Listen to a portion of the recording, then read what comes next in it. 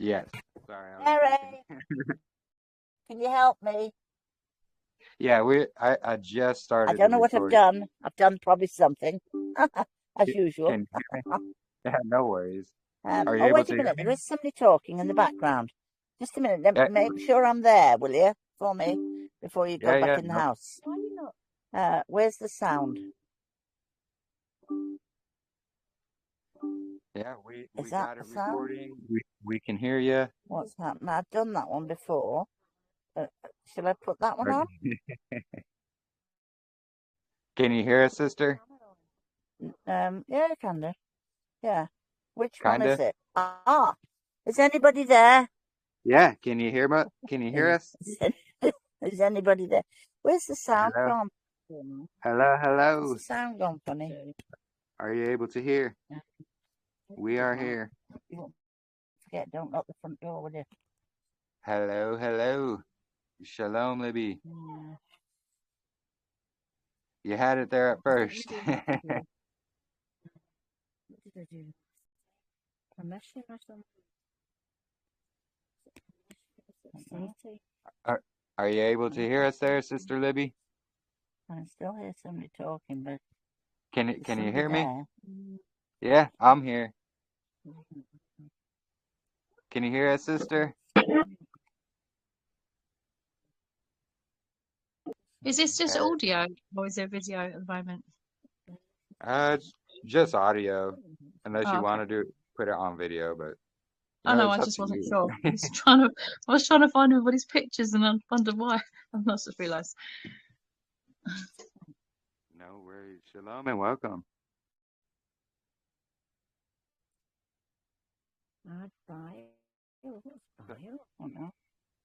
Are you able to hear us there, Sister Libby?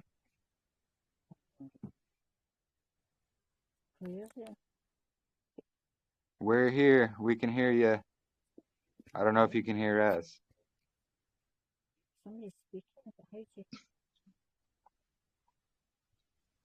Hello, hello, shalom. I could, so somebody, just one of us UK people want to ring her on her phone.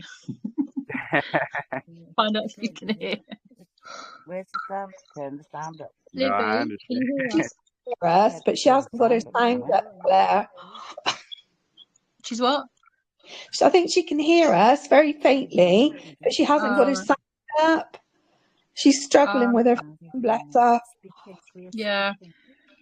Oh, when we was at Sukkot, we was dumped in the deep end from the minute we arrived. We didn't realise that Libby really wasn't very technical, and so as soon as you go anywhere near her phone or her car, she gives you her phone and says, "Oh, can you just do me a favour? Can you just put this person's contact number in? Oh, can you just check that text message? Yeah, can you hear Now us, Libby? that's Claire speaking. Yes. That's Claire. I can recognise her voice. Monica from Digby, Spotty, Scotland. Hello. Wow, that's Claire. Yeah, and Tim's here as well. But Tim's, if we sit next to each other, it'll be two speakers. You know, Oh, he's that's sitting great, as well. great. I think something's happened tonight with Katrina, and I think that Steffi and Paul have not. It looks like Katrina's here. I'm No. here. Hey, shalom. I don't The have. sound. Katrina's The here, sound has gone off but now. Steffi's been a So bit I nasty can hear today. Claire. Yes, Libby. One thing you I need could to hear know. Claire, Yeah. but I can't hear very well. It's gone. The sound. Mary's gone in the house, and now I can't hear anything. What have you got a screen in front of you with a big green button? Has it got a big green button in front? Wait a minute. There's a round thingy with a microphone. Shall I press that? Yeah, well, that's this, and this is what we have to do is when we're not talking, we turn it off. Because what happens is if we like chat to each other in the background, everybody else can't hear what the person's saying. Right. Shall I press that it and see what happens? Yeah, go on then. Try again. Nothing's going to happen because you're going to go quiet. Oh, what a shame. What a pity. So Right. Libby, and You what know, it's happened so today was, low, the volume, and I don't know how to alter it. oh really? And Mary's gone in the house, so I can't ask Mary, and I'm on my own, and the dog won't answer. Can't you turn it up on the side? You can't turn it up on the side. Libby, go up to the right. 3 dots I'll have a and go. click audio. Click audio and put it to speaker. Go to the 3 dots. And then Can you see Libby, you see the names, all the list of names in front of you. If you go at the top of the names, it says video chat. No, Does it say that? it's not. No, I'm not getting the volume on it. Libby, can you hear Anyway, me? There's 3 I'll little listen dots. in. Anyway, I can just about barely hear what you're saying. Libby, there's 3 little dots. You might be able to change it. Have you got your glasses on? Yeah. Yeah, can you see the 3 little dots on the right hand side in the middle of the Right, page? let me have a look for them. At the top of the names. 3 little dots. There's a load of people's names, and at the top, I think your name might be at the top of there. What worries me is if I press anything, I'll probably send myself off completely. No, don't worry about it. Can you see at the top where it says your name at the top of the list of names on the screen? Have you got a list of names there? Is that anything? Yeah, that's not. No, what's that one? What's that like? Does it sound better? No, nothing happened. Oh, I'm disappointed. Is Mary coming back? Could anyone send her a private message? Mary's gone in the house. She won't be able to look at the private message at the same time. Can't you go in the house and get her? I've got Amy's dog here. Libby, what I'm going to do is I'm going to take a picture and I'm going to send you a private message, right? And you'll have to look at it on WhatsApp. All right? You know how to turn your microphone off, though, don't you? Okay. Whoa. I just did it. I just sent her a private message. I sent a picture and I pointed an arrow to it. Okay, that's helpful, yeah. Well, I'll do my best, but I don't promise I can do it. Is that on WhatsApp, Sumi? No, it's on Messenger. She needs to go check her Messenger. Do you know how to do that, Libby? Check your Facebook Messenger. Okay. Now, how am I going to do that? Basically, they want to start the meeting and start talking, I think. So we can try and do it in the background.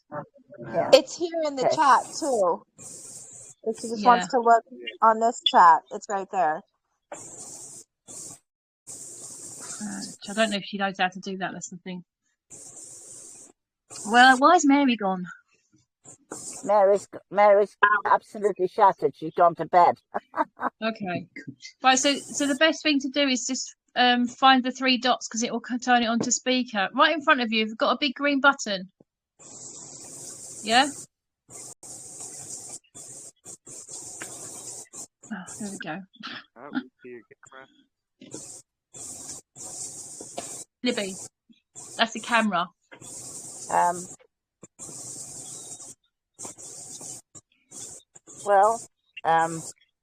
Can you hear anything? I pressed something and it did come up with a big. Oh, Mary's come out to the car. Okay. Well, if Mary will come out, she might help me. Hang on a minute.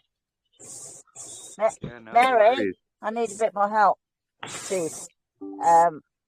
She's talking about 3 dots somewhere. Is it Mary, can you take the phone a minute? Mary, can you 3 see? Dots? Can you see the list of names? Yeah, can you see the list of names? At the top, there's a little 3 dots. It should say audio. I can't get the sound. Let Mary have the phone a minute. Can you see where it says Libby's name? Mary, it says a list of names. It says they're not listening. It's not listening. The green one, isn't it that? Oh shush! You'll have to go inside the house and keep sparking. Right, Mary, can you hear me? Mary, can you hear me? Is that one? No, is that the one?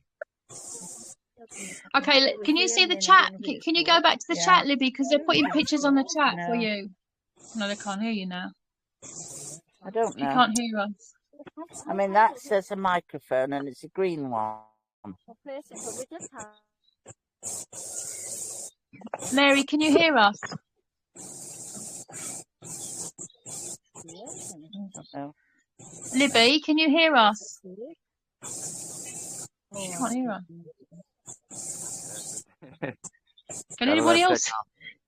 Libby, can you hear us? Because they've sent you a picture of where to go. Are you able to hear? I don't know why we can't get the sound up. Libby, can you hear us? I'm If you can't hear listening. us. Right, listen, because everybody's waiting while you try and fix your phone at the moment. Okay, So well, I if think I'll just have to sit in No, and I'll listen show to what you how you're to all do it. talking about. I'll show you how to do it. If you can just listen at the top of the top. Can you see a pattern behind? They've sent a picture behind the video chat. If you can you see a purple line at the back behind it? Can you see any? Somebody sent a picture behind. If you click that, No. they've showed you where it is. No. No. Maybe you just can't. you'll just have to turn the volume up and maybe get some headphones. Have you got headphones? I haven't got any of those things. No. I think this is not very good, is it? I'm spoiling it for everybody else, so it's probably better that I just listen and shut up. Well, why don't you sit in your car and plug it in like you had last time, because it's working in your car? I am in the car right now, and I am plugged in. What I really need is somebody to teach me. Yeah. And Mary doesn't know either. Mary doesn't know either. What about if she was to leave the conversation and then come back in again? It might reset. Would that work, do you think? Yeah, try it. Yeah. I can try and try, yeah, Libby, if you press the red button and try again. It's only got 49%. I don't know where to plug it in. Can anybody Claire, Libby, I'm going to go inside the house and see whether it will work any better in the house. Okay. Well, we just said, why don't you, Libby, if you press the red button where it says leave, press that red button and then try again, and it might come back in better. It might be all right. Leave. It needs to reset. I haven't seen anything that says leave. Actually, it's on the right hand side. It's on the right hand side of the big green button. The big button is the microphone. It's on the right hand side. Press that one. All right, go and reset, and then come back. You know, when you leave the conversation and come back.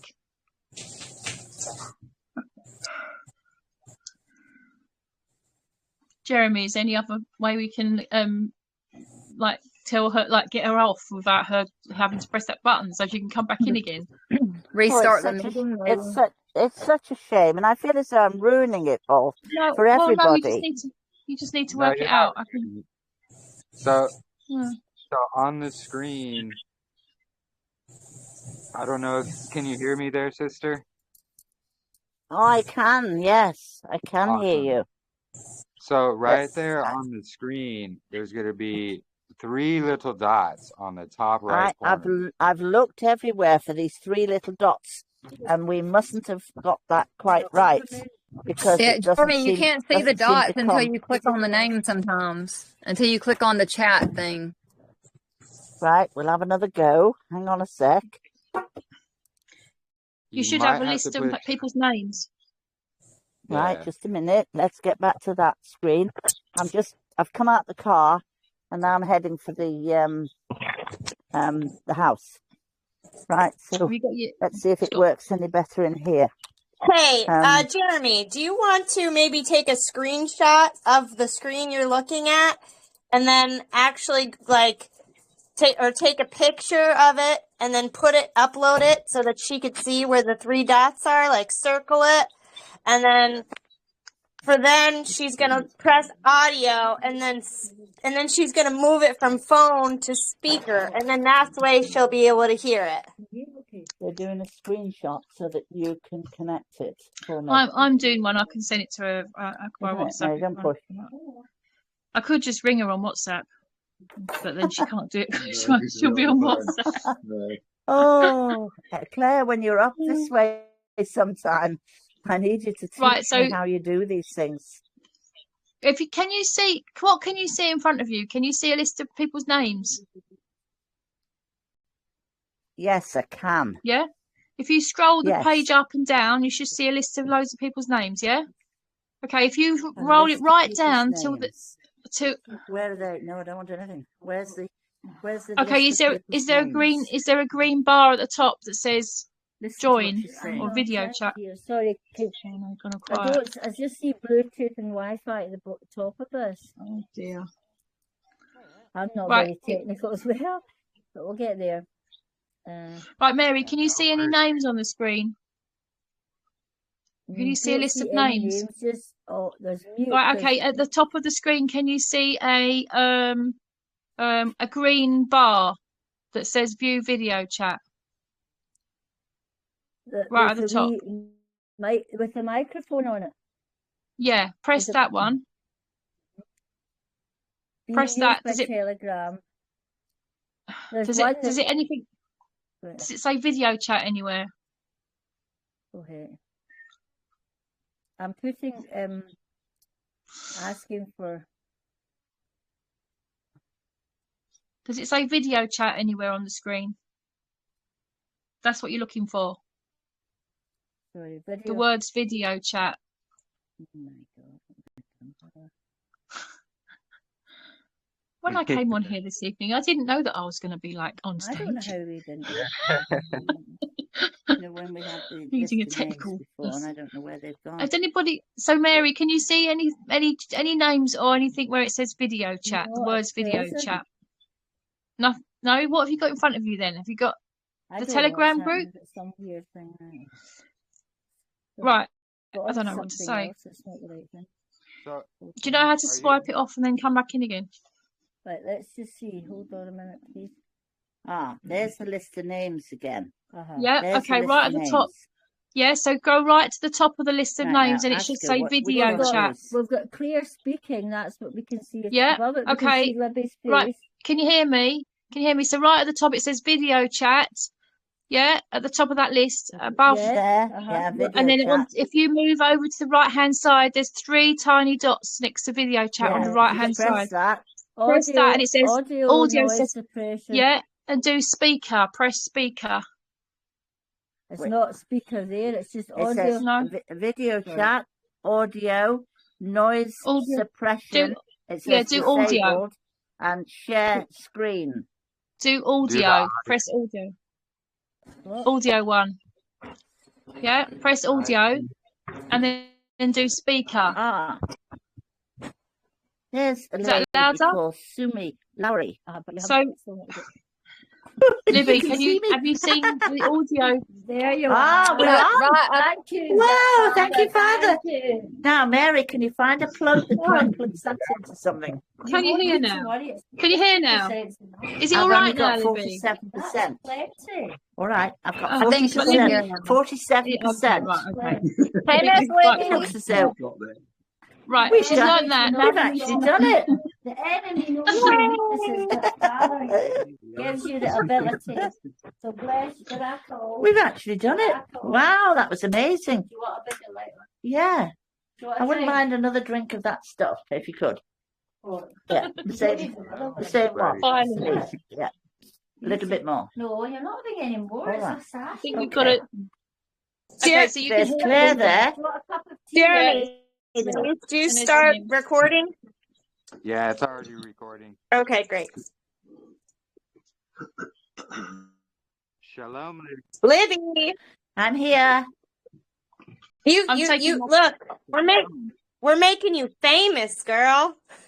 Oh my word! Don't do that. Don't do that. But the haters are starting to come out. All the haters. Stephanie. What I feel very sad about is, my friend who I've known for many, many years. It seems as though, she's Well, she married Paul, who was a very nice guy, but unfortunately he's gone off the Zadok calendar and he's gone back on the moon.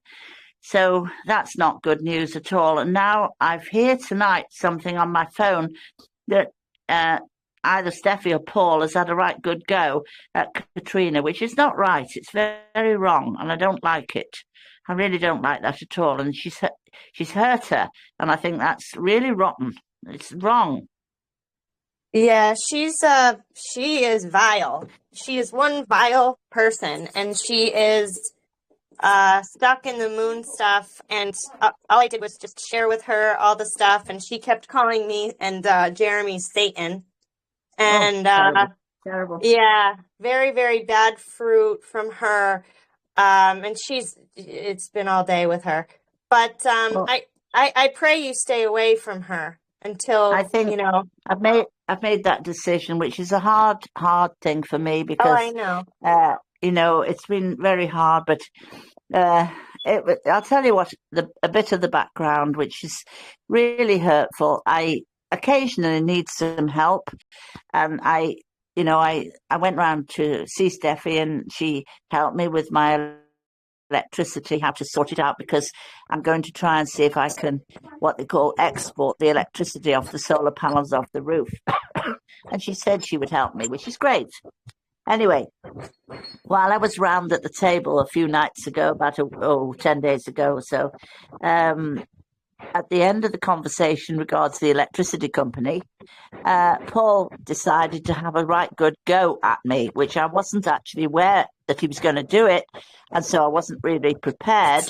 But this isn't my calendar. This is YAHUAH's calendar. I just got in the way of a man from Liverpool who happened when I was 23 years of age to teach me the calendar. But I just happened to be in the path of this man from Liverpool, and that's as simple as it is. But this is none of my doing. This is everything of YAHUAH, not me. And so anyway, Paul decides to choose to have a good go at me. And he said to me at the table at Steffi's house the other night, he said, I hope you realise, Libby, that you are the leader of the band. I said, no, I'm not the leader of the band. I said, YAHUAH is the leader of the band. I said, not me. And he said, do you realise that all these people that you are falsely teaching this Zadok calendar to, he said, you will have their blood upon your head. And I thought, what a thing to say to me, how awful is that? And then my husband died 3 years ago, but we used to go around teaching the Zadok calendar everywhere. And then he decided to hurt me where it hurt most. And knowing he's not here anymore, he's died, and he can't defend himself, he then turns around and says, and your husband didn't believe the Zadok calendar. I said, hang on a minute. I said, we went everywhere together teaching the Zadok calendar.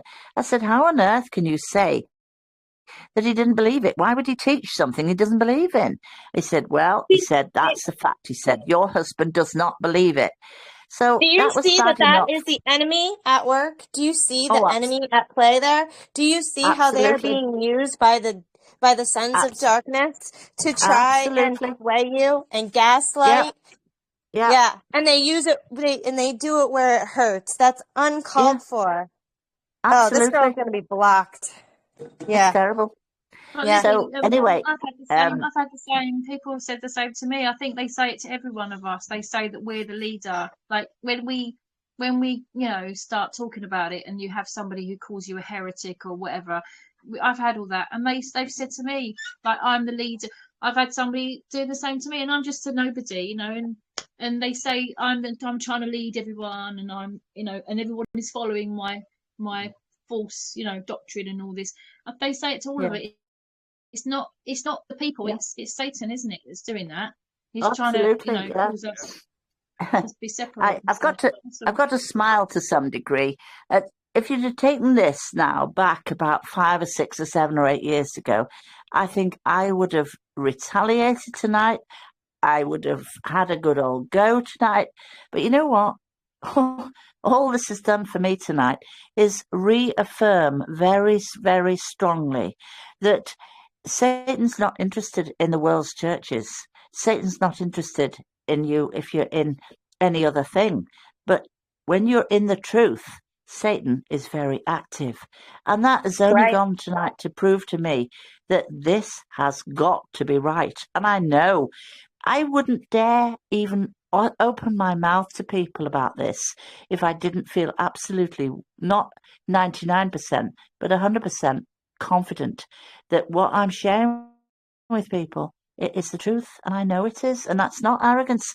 That's simply what I've come to understand from the pages of the Bible itself. And today, we've been out today. We did the Home account this morning with two lovely friends of Jim and Liz's, and who are neighbours of theirs. They've only newly come into this. And tonight, when they heard in the car as I was driving back home tonight, they heard that Steffi had done this, and they looked at me, and they're very new in the faith, and they said, "Do you know what? That's the work of the enemy." And I thought, wow, how astute is that? And I said, yeah. I said, it absolutely is the work of the enemy. And you know what? I feel as though I've grown myself. I would have had a good old go 6 or 7 years ago, but it's not worth it. The best thing is, overcome, allow him to work a work in our lives and allow him to do the work by the power of the Ruach. And I feel as though I would normally be in tears tonight. I really would. I would normally be in tears, but I'm not in tears. I'm actually the opposite. I'm rejoicing because Satan is angry. Satan's really, truly angry. And I think to myself, well, if I've kicked him in the butt, good. I'm glad I've kicked him in the butt. But he's had a good lash out at us all. Well, he won't win. He won't win. So, hallelujah. Praise you, Father. It's amazing, isn't it? True.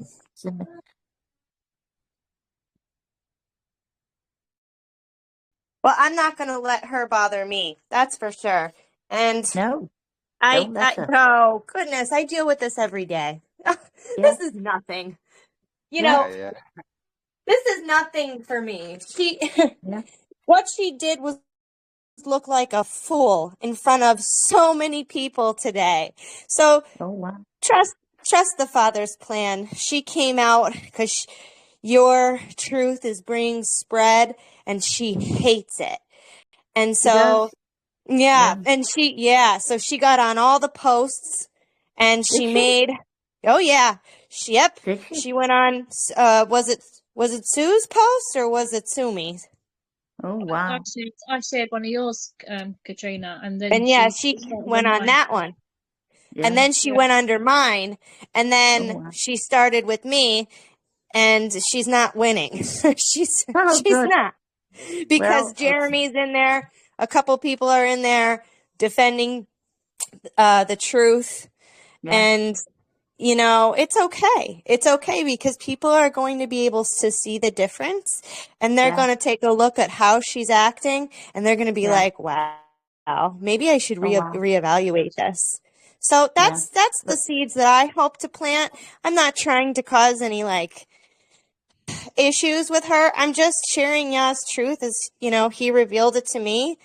And she's going to have to, and she'll bear a false witness. She'll say the things, but she's looking like a fool in the meantime, and she's ruining her own character. And Yah sees all. Yah sees it all. And this is part of the test, is how are we going to treat these people? Well, here's the facts. If you don't want to go by the facts, then I'm sorry. But, you have to set a standard, and you have definitely spoke with her, but she sounds really, dangerous at this point. So, yes, I think she's dangerous. Yeah, it's all she can do is personally attack. Yeah, all she is personal attacks. And, when the argument it's gone, they lead to that kind of personal things. And that's what her husband did to you. And so we're just going to see it as Esau, right? The tactics of Esau. And we're going to rise above and hold our heads high, because we are handling with care Yahuwah's truth, and it's not going to be silenced anymore. No more. Not. It's done. Well, I haven't been privy to anything that's happened today. I've not been there to see anything today because I've been out with this very new in the faith, with the Zadok calendar. I spent all morning this morning till about 1 o'clock going through Leviticus 23 and sharing with them these parts which are so important. And something today I shared with them, I don't know whether you yourselves, I'm probably teaching you something maybe here that you already know, but you might like this bit, and if you already know it, well, great. But I want to share with you all something which I find is amazing.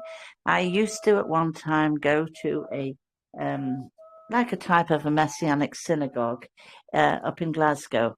And I knew, of course, the answer to what I was asking him, but I just was interested to actually know what would he say, what would he answer? And I thought to myself, wow, I'll have to find out what he actually what he's going to say. So I asked him. This is years ago. I said to him, could you tell me, please? I said, I'd like to know the answer to this. I said, how do you define how the Jewish people, how they actually define when to count the Omer? And he told me that the Jewish people have 3 different ways of determining when the Omer is to be counted. And so I sort of inwardly smiled to myself, and I said, three different ways. And he said, oh, yes. He said, that's correct. He said, they take it after the Sabbath at the beginning of Passover as the day after that, and then knowing that there's a Sabbath in the middle of the week, they take it from the day after that, and then knowing that the last day, being the 21st of the first month, is also a high Sabbath. Some of the other groups, they take it from that particular Sabbath. So I was absolutely astonished when he said that. But you know what? Shortly afterwards, when I was doing a little bit more study into this, I realized something that is, I don't know whether any of you have seen this yourself, but unfortunately I've just come out of the car, as you all know, and I left my Bible inside the car, unfortunately, and I can't lay my hands on one in this little sitting room at the moment that I'm in Mary's house, but I can probably do it, off by heart maybe. In Leviticus 23, I call it break points, where you will see at the beginning it speaks about, you'll read the phrase, speak unto the sons of Yasharel. And then he goes on to talk about 6 days you labor, the Sabbath is the Sabbath of rest. And then he goes on to talk about on the 14th that you keep the Passover, the next day, the 15th, is a high day, and the 21st is another high day. And then a break point comes in, and you'll see again in that whole chapter of Leviticus 23, you'll see a break point come in. And every time you read those words, speak unto the children of Yasharel, you can divide off. So in other words, he is categorizing the top 3 festivals, which is Passover, first day of unleavened bread when he's on the stake, and the last day of unleavened bread. And then you get the break point comes in, and then he says, speak unto the sons of Yasharel. And every time that break point, I'm looking at Mary's table now, and I see a table mat. So if I stood the table mat sort of vertical, I could put a divider between the Passover and the days of unleavened bread, whether it be the first day or the last day. And now I put the table mat in between as a divider. And then we get to the bit where it's talking about where we are today. So it's telling you straight that there's a divider there, and every time you see that phrase, speak unto the sons of Yasharel, there's the divider. So we know of an absolute certainty that the day today, the 26th day of the day 1 of the Omer count, is not to be counted within the week of unleavened bread. And if we were in any doubt whatsoever, We can further prove that by Acts 20 verses 6 and 7, which tells us straight. I mean, some people do believe, I've got friends who do believe that Paul is a false apostle. I am not personally one of those people that believes he's a false apostle. And so therefore, when I read in Acts 20 verses 6 and 7 that it says, we sailed away from Philippi after the days of unleavened bread. So if anybody's kept the days of unleavened bread, you assuredly have also kept the Pesach. So then it says, we sailed away from Philippi after the days of unleavened bread. Well, the last day of unleavened bread is the 21st. It's a high Sabbath, so Paul the apostle is not getting on the boat on a high Sabbath, which is the 21st.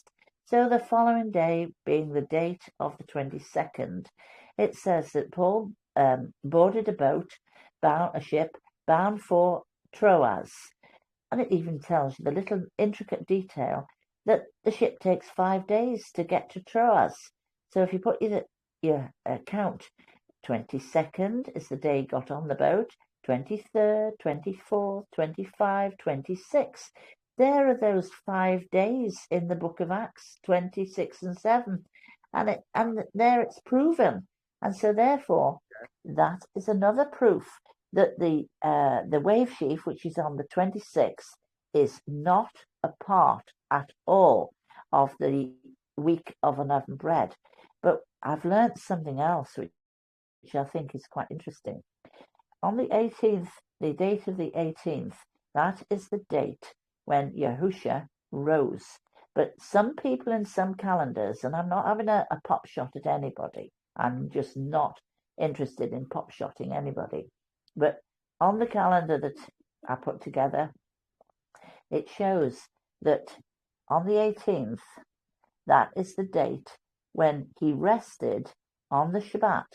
But not only did he rest all of the daytime of the Shabbat, but it also becomes that it's quite apparent that the 18th night, the dark part of the 18th of the Shabbat, is also, he is still resting in the tomb, and he does not rise from the tomb until it becomes the dawning and the morning, because Matthew 28 verse 1 tells you straight that Mary came to the tomb early in the morning, which is the tail end of the Shabbat. And it tells you, Matthew 28 verse 1, at the end of the Shabbat. And she looks inside and she sees the angel, and the angel says, who are you looking for? And she says, I'm looking for my master. He says, he's not here, he's risen. But he hadn't risen in the daytime of the Shabbat. He rose at the coming to the end of the Shabbat. So that made it that his first whole 24-hour period commenced on the date of the 16th, and the 16th night was his first night in the tomb. The 17th was his second day in the tomb, and his 17th was his second night in the tomb. The 18th, which is the Shabbat, is his third day in the tomb, and he's got his third night in the tomb, the night of the 18th. And it's absolutely easily proven that this is correct, because I think we spoke about that last night, that Joshua 5 verse 10 speaks of an order where it speaks about they kept the Passover on the 14th in Gilgal. On the following day, right, which would be the 15th, they ate of the produce of the land. Then it says, the next verse says, and on the morrow, after they had eaten of the produce of the land, which is, right, coming now to, they'd kept the Passover in Gilgal, that's 14. On the morrow after, they ate of the produce of the land, that's the 15th. And then it says on the morrow after they had eaten of the produce of the land, which brings you to the date of the 16th. And it says the manna ceased. And of course, when those two men, Joseph of Arimathea and Nicodemus, they exited that tomb and they rolled the stone to the door.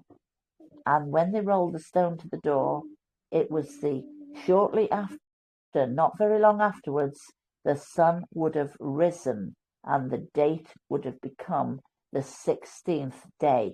So because of the terminology in Genesis where it says day equals light, so probably about 35, 40 minutes after they'd exited the tomb, the sun would have risen, and that fulfills his commencement of his first day, 16th and 16th night.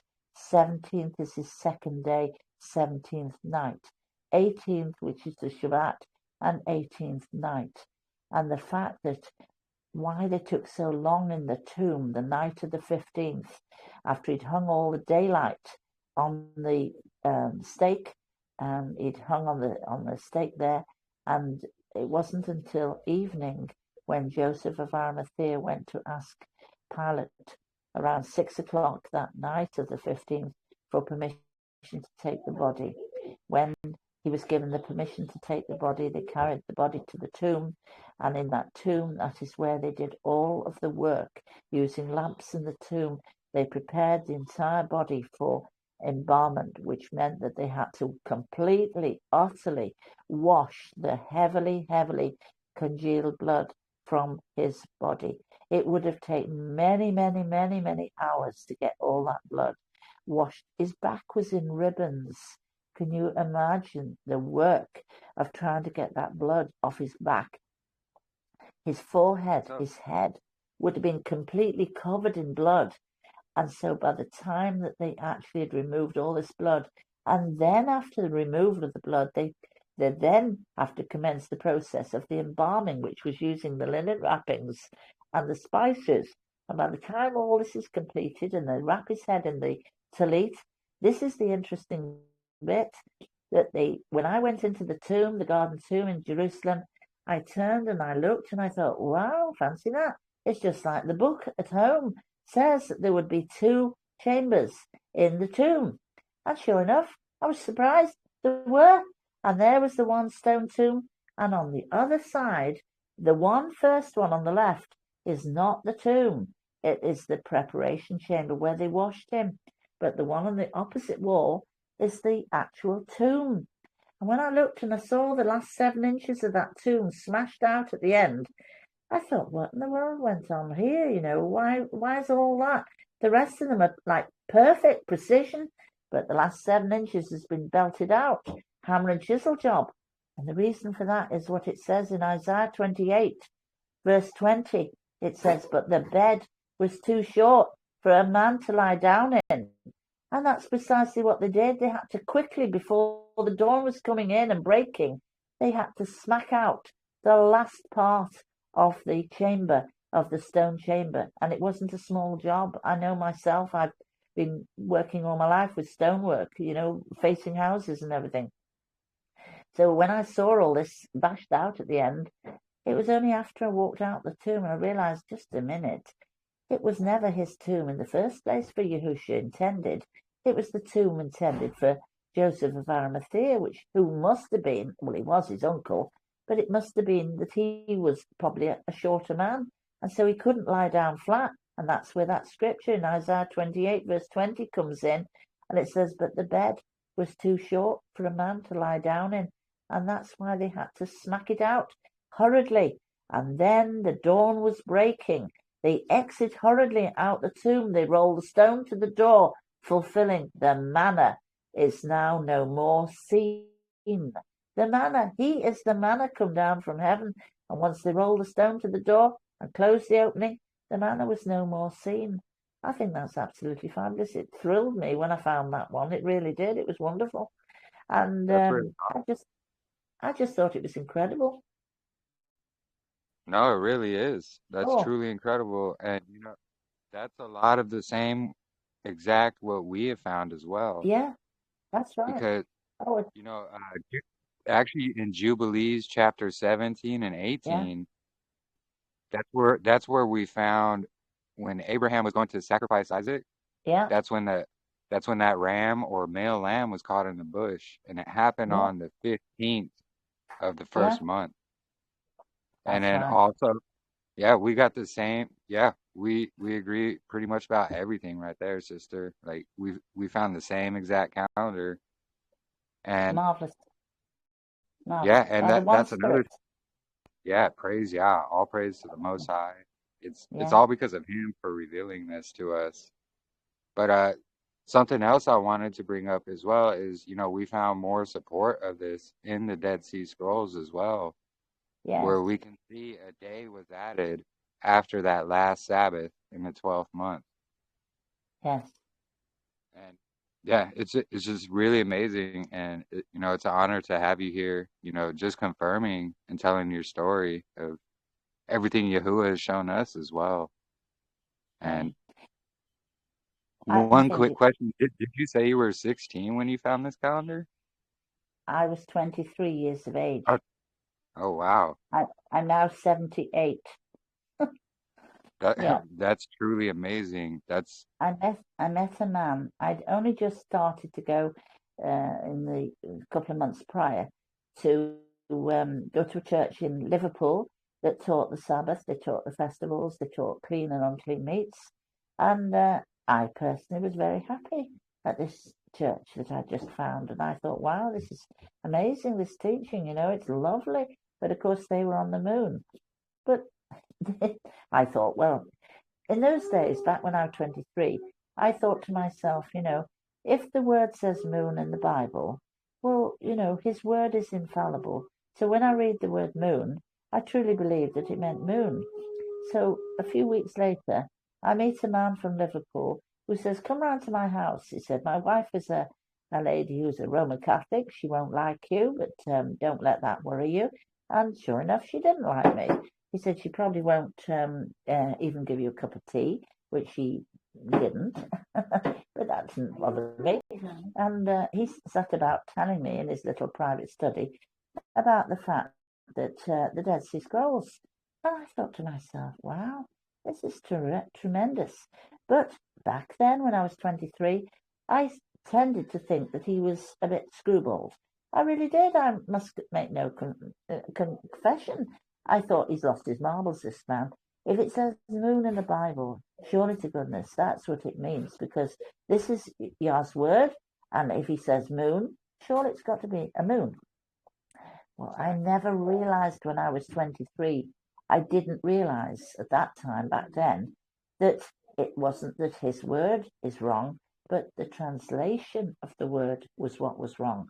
And when I realized that Kodesh was the number in Strong's 2320, and it actually means month and does not mean moon.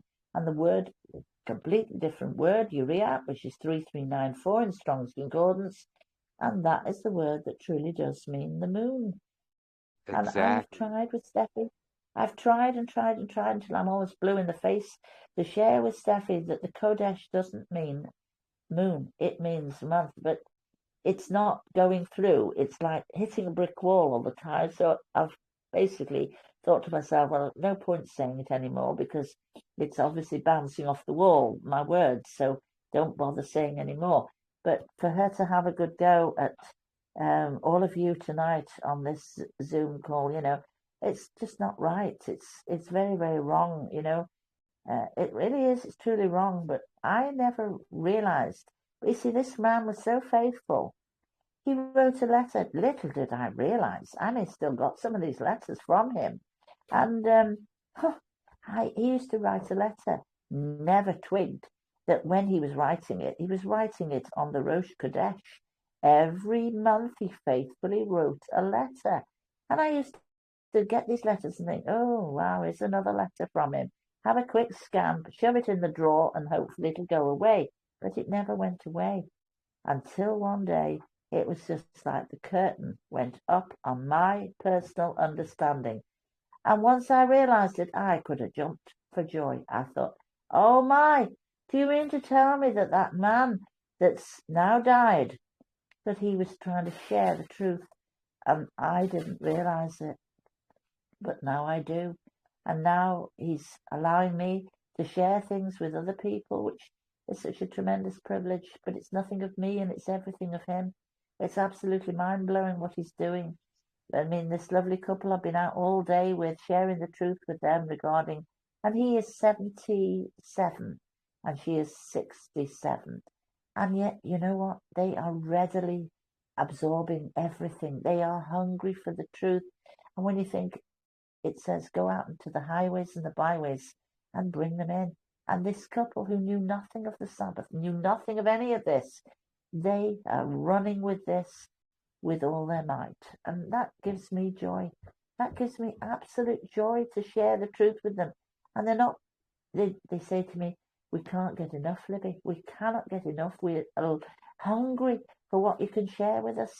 And I think, isn't that amazing, And yet the likes of Steffi just down the road, an hour and a quarter down the road from here. And, I've been actually physically thrown out on 4 occasions, shown the door. But, I bounce back every time. I bounce back every single time. And I've had to eat humble pie and go back again, give her a hug and a kiss and say I love her. But this today is just, I think it's the end of the line. I think it's the end of the line tonight. You can't keep casting your pearls, and we shouldn't. So I think tonight, although it's painful for me, I think I have to close the door tonight.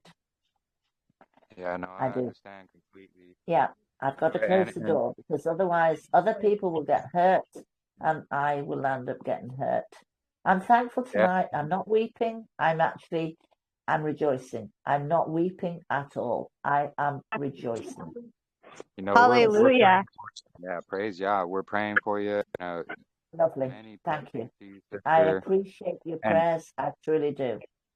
Yeah, absolutely. And it's just like you said, it's just casting pearls to swine. And someone like that who is just, unwilling to listen, they don't want to reason together through scriptures. Yes. And the personal attacks in itself, it's just a bunch of red flags, that's someone, it is. we should stay away. And, all we can do is pray for them, pray that, YAHUAH can open their eyes. That they be willing to, reason together through the scriptures is all. That's and right. Your testimony is so amazing, and because you found this years before even many of our own parents were born here, and this is what we're finding out as well, and coming and having you here and just confirming everything and giving your testimony, it's so amazing. And I would like to ask you all tonight, while we're on this little meeting, I would like you to pray for somebody. The man who taught me the calendar back 23, when I was 23, his name was Eric Williams from Liverpool. He is now dead. Obviously, he's dead. Yeah. I don't know how old he was at the time when I was 23. Could have been, don't know, late 50s, early 60s, something like that. But we used to invite him over to keep the festivals with us, and that's how we came to be keeping the solar calendar on the solar calendar dates. I've lived on the islands, and he used to be invited over, for the festivals and everything, and it was great. Had a great life with him, it was marvelous. But I was aware that he had a daughter and he had a grandson, but I'd never actually personally met either of them. And one day last summer, I had an amazing thing happen. As I say, I've lived on the islands up here for many years. And one of the times when this man, Eric Williams, who knew the calendar, he must have come and stayed for one of the festivals. I don't know whether it would have been the Passover, Tabernacles, but whatever. When he was up at the house up there on the island, he always used to write things in this diary, and I never given it much thought really until last year. And then all of a sudden, out of the blue, I got a phone call, and this man spoke to me, and he said, "Is your name Libby?" I said, "Yes, my name is Libby." I said, "How can I help you?" And he said to me, "Did you once know a man called Eric Williams?" I could have fallen through the floor. And I said, "Yes, I did." I said, "How do you know him?" He said, "I am his grandson." He said, "When I was a little child," he said, "my grandfather used to teach me the calendar. But he said, I was only a little boy." And he said, "It just went in one ear and straight passed through the other side and out the other end." So he said, "I didn't take much notice." And he said, "My mother, who is Eric Williams's daughter, she also got given the calendar as well. But again, it wasn't the timing. Timing is the essence of everything in all this calendar matter. Timing, timing, timing. The cog has to turn. In a car engine, you have to get to top dead center, and that's the spring equinox. And, with his daughter, she obviously, she had got this son called Daniel.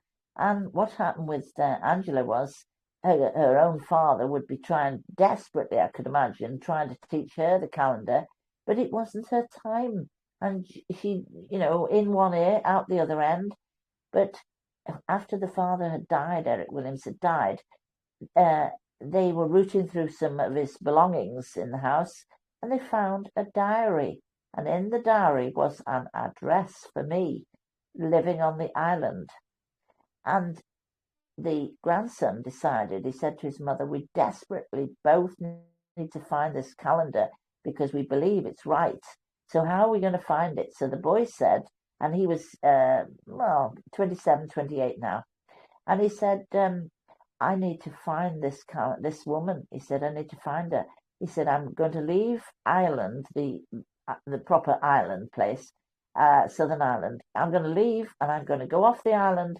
I'm going to travel to the island in Scotland. And he says, I'm going to search for her and find if she's there. I didn't know any of this until I get a phone call from this boy called Daniel. And he says, I am the grandson of Eric Williams. I said, oh, lie, how interesting. And he said, presently, I'm on the island of Arran at the moment. He said, I've travelled over from Ireland to come and look for you. He said, I've got an address on the island. Oh, my word, I said, I don't live on the island anymore. I left there years ago, many years ago. He said, oh, my. He said, that's terrible. He said, how am I going to find you? I desperately need to find you. I said, okay, right, come off the island tomorrow on the early boat. I will drive to the terminal where the ferry comes in. And I said, I will have a dog with me. I said, you'll recognize my dog. He's absolutely beautiful. So I said, I'll be wearing a coat that matches the dog. And so I said, you'll recognize me. And I said, I've got white hair. So he said, oh, I'll come. So I met him off the ferry. I said, what are you doing for the next week? He said, I'm hoping that you'll teach me the calendar. I said, right, you come back in the car with me. We have an intensive 1 week of study into the calendar. And by the end of the week, you will know the calendar inside out and back to front. And on the last day of the feast, not of the feast, on the last day that he stayed with me, not the feast time, on the last day, he looked at me and he said, is there any water round here? I said, yes, there is. I knew what he was wanting. And he looked at me and said, will you baptize me? And I thought, what an honor to baptize the grandson of the man who taught me. And now I'm in regular contact with his mother, who I teach the calendar to as well. Isn't that absolutely astonishing? Astonishing, That's amazing. isn't it? Isn't Truly. it? Praise Yeah. YAHUAH. Now, while we're on the phone, I'd like to do something that hit me between the eyeballs this morning at this house that I went to, where I met up with this couple that are new in the teaching of the Zadok. And I said to them, let's sit down. And we did the shofar blast, and we raised our hands up. We proclaimed the day one of the Omer. And then I said, let's do a little Bible study. So we said, let's open up to Leviticus 23, and we'll put in where the breakpoints come in, where it says, speak to the sons of Yasharel. And that is the breakpoint. Each time when you've got a new, fresh set of festivals coming in, there's a breakpoint. So we know for certainty there's a breakpoint come in between Passover and unleavened bread and where the Omer count comes in, because that terminology, speak unto the sons of Yasharel, that's the breakpoint. That's every time where the breakpoint comes in, and you'll see it when it gets to the 7th month, when you get to the Feast of Trumpets and the breakpoint, and then the Yom Kippurim comes in, then the breakpoint, and then the Tabernacles comes in, and then that's it. But isn't it interesting? If you had a fireplace and you had a shelf on the fireplace and you had bookends, when you think about it, if you put your bookend on the left-hand side of the fireplace, the first bookend, you start with the Passover. So that's a 1 followed by a 7. So that's 7 and 1 is 8. You get to where we are right now, and it says in Leviticus 23:15, it says, 7 Sabbaths shall be complete unto you, even unto the morrow after the 7th Sabbath shall you number, the 7 Sabbaths, and then the day after is the Shavuot. So people don't realize that this is the longest feast in the whole Bible, commencing today. It is the Feast of Weeks, and it's not some sort of ordinary thing. This is the feast where Paul the Apostle was going from one assembly to the next assembly to the next, and then he says, I need to get back in time for the in Jerusalem. He has to get back for the feast. So this is not an ordinary time. These Sabbaths are elevated higher. These 7 Sabbaths are higher level than the rest of the weekly Sabbaths. This is the Feast of Weeks, and every single one of them is a slightly elevated Shabbat.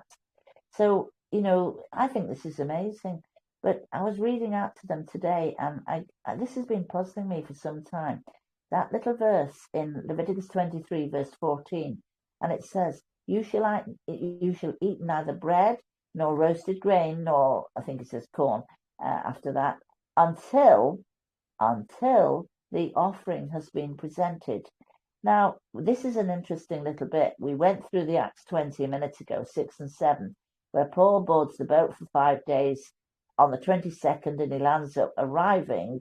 And the little word there in that Acts 20, verse 6 and 7 says the word them. He meets up with them. Who are the them? They are the same as you and I. They are the brethren who are waiting on the quayside for the boat to come in on the 26th. Now, what interested me was, you shall eat neither bread nor parched grain until the offering has been presented. So you think to yourself, well, that's funny, isn't it? Because we've just gone through 7 days of eating no leavened products. And if you read on a little bit further there, it goes on to speak about the fact that talking about the barley, when you think about it, you've got a field with barley. On this very day today, this morning, when the sun rose, anciently the priest would have gone into the field and he would have taken a big sickle, a scythe, and he would have cut the sheaf, and he would have bound the stems of the sheaf with string or something like that, and then he would have raised his hands up to heaven, to our Father above, and he would have waved the sheaf.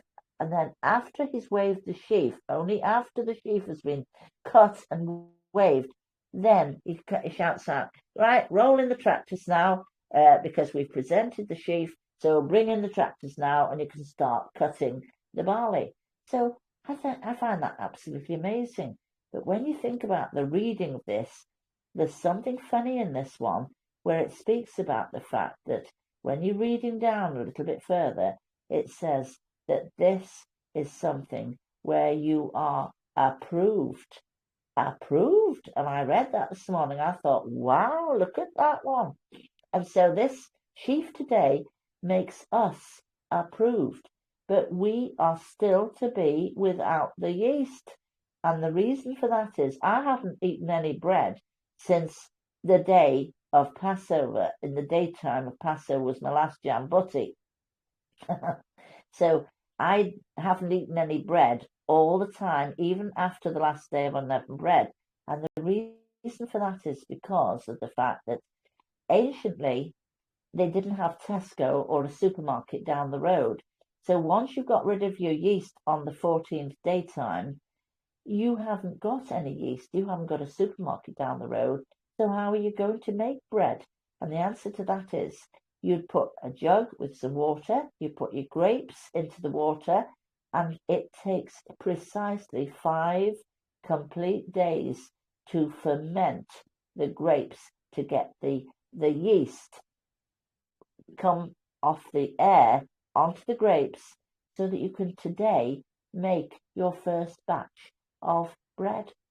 And I found that was amazing, because you've been without the yeast even these extra days from the 21st until today, the 26th, because it takes 5 days to ferment a new batch of yeast. Now, you read on a little bit further and you realize that this first batch of being without any bread, you should eat neither bread nor roasted grain nor anything until the offering has been presented. And that today is where you can legitimately, you've got your yeast. It took 5 days to ferment. You can use your yeast today. But isn't it funny how it says that we are accepted? But then when it goes on a bit further, talking about YAHUAH and the wheat harvest, you bake it with leaven. I thought that was most interesting. I really did. I thought that was very, very interesting. That the wheat on the 50th day is those 2 loaves baked with leaven are the wheat ones, and they're baked with leaven. But this one today is not baked with, well, this one today, this morning, would have been baked with leaven, but that's why it's telling you for those 5 days, don't make it out of the leaven. I think there's another meaning to that, personally. That's really amazing. Isn't it? Our sister Jermaine actually just found this out recently as well. Same exact thing you're talking about. Wow. But amazing. Praise Yahuwah. Wow. It's those same 5 days that it takes of the process to make your new batch of your yeast, because there was no supermarket down the road. So you had to make your yeast. It's what we call the starter something or other, isn't it? The starter thing for making your yeast. And that takes 5 days to make it.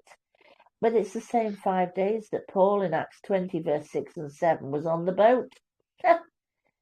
Same period, 5 days, and 5 days it takes to prepare your starter thing for making your new batch of your yeast, so that on this day, the 26th, legitimately, you could have made your fresh, well, you would have done, because the priest would have waved the sheaf, and after the sheaf, you could then start and make your flour, and you could make your bread out of that. But you had to make your offering first. Yes. Hello, Libby. Hello, sweet. Hello. Can you hear me? Hello. I can. I actually did this. Oh, you can't hear me? No, I can. Yes. Hello. I can hear you. I can hear. Hi, Libby. My name is Jermaine, and yes, I did this on the day after unleavened bread. I started my water and my flour, and in 5 days, on the first day, I'm in Australia, and so our first day of first fruits was yesterday, and the starter was just beautiful to make our very first loaf of sourdough bread. And we didn't eat any sourdough bread, obviously, because we didn't have a starter. And I just wanted to say, you were in communication with me on October 23 regarding the calendar, and you sent me a calendar. Thank you so much. I did. Isn't that wonderful? I just didn't know whether you remembered me, but yeah. I do. Jermaine Winspear. Sorry? Winspear. That's me, yeah. Yes. Yes. I remember you. I remember you. Oh, I send my love to you all. I send my love to you all. Thank you. Thank you. Oh, you're so beautiful. Thank you for the calendar. That's fine. I think that is absolutely what we're meant to do. You make your starter kit on the day following the last day of unleavened bread. You make your starter kit so that when you get to today, you've already got your starter kit, you've got your yeast, and you can do your bread. I think that's wonderful. It's basic, really. Yes, but don't eat it until the offering has been presented. So make sure that you declare the Omer first before today, when you can legitimately eat the bread. So we weren't able to the whole process of making the sourdough, we couldn't really even make the loaf of bread until late in the evening. So That's right. yeah, it worked out well. Yeah. I think that's what Yeah. it's meant to be. And That's why that verse 14 is sitting there for. I think that's right. yes, and I made a Facebook post last night because yesterday Right. was first fruits. And in my Facebook post, I said, do you think that the children of YAHUAH could actually just run down to the shop and get their teeth straight into a lovely fluffy loaf of bread? No, they had to start No. making the starter, and it will take a good 5 days.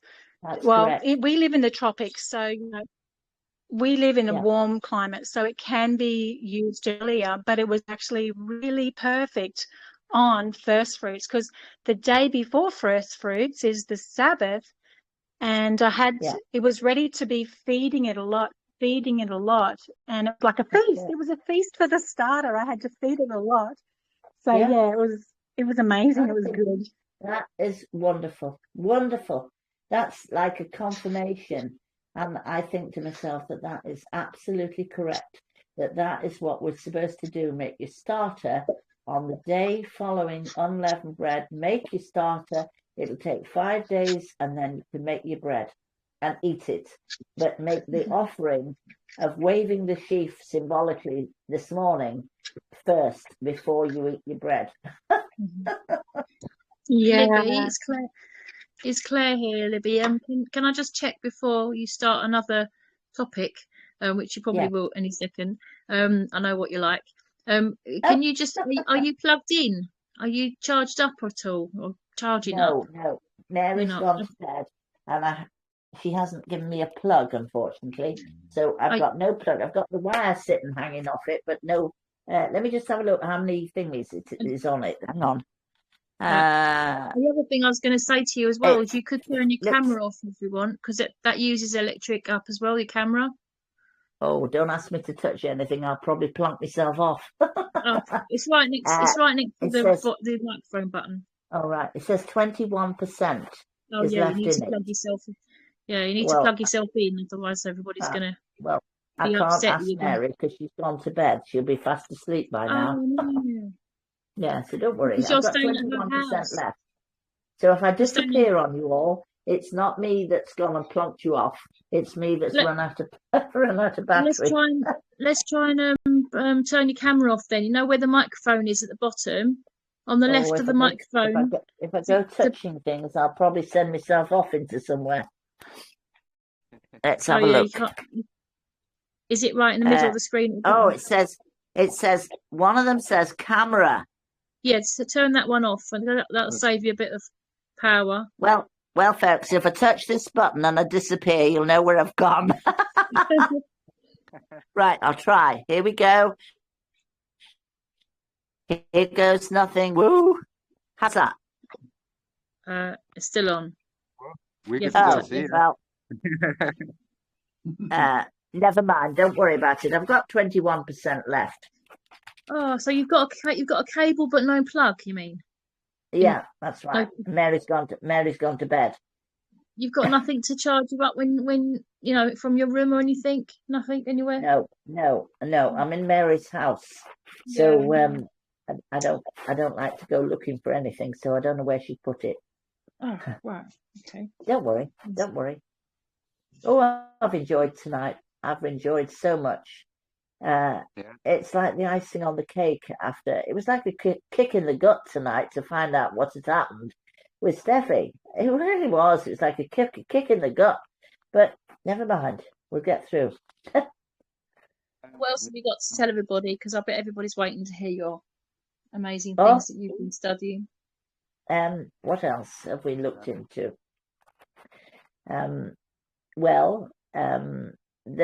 There's a number of us in our little group that kept Sukkot last year who have probably felt a little bit unsure about whether they should move to the proverbial Gregorian so-called day of Sunday. And I can understand to a degree, that they must have felt a little bit wobbly about it. But at the end of the day, you've got to jump out of the boat, out of the Gregorian mindset of thinking that the Gregorian days of the week are what we have to look for. And Absolutely. this matter of the Wednesday, I can't find Wednesday on the first page of my Bible. It's just not there, and it doesn't exist. So Wednesday's not the thing that we should look for. And certainly the menorah is what we have to look for. The menorah, I thought about this the other day, and I thought long and hard about this. And I thought to myself, right, the children of Israel, they came out of Mitzrayim, they came out of Egypt, and they traveled in that first year. And because they'd taken all sorts of manner of gold and jewelry and items of clothing, cloth and everything, and obviously that was intended so that later when they made the Mishkan, they could use those items of the gold, for that purpose. And so literally all these items that they made, they obviously had the availability of this gold to be able to make them from. And it would have been made in the first year, because it tells you that they erected the tabernacle. This is Exodus 40, verse 1.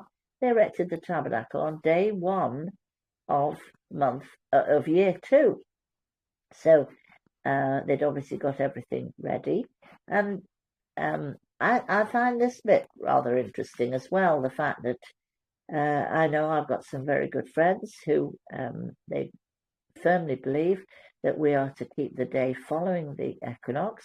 We don't fall out. We love them greatly. We really do love them greatly.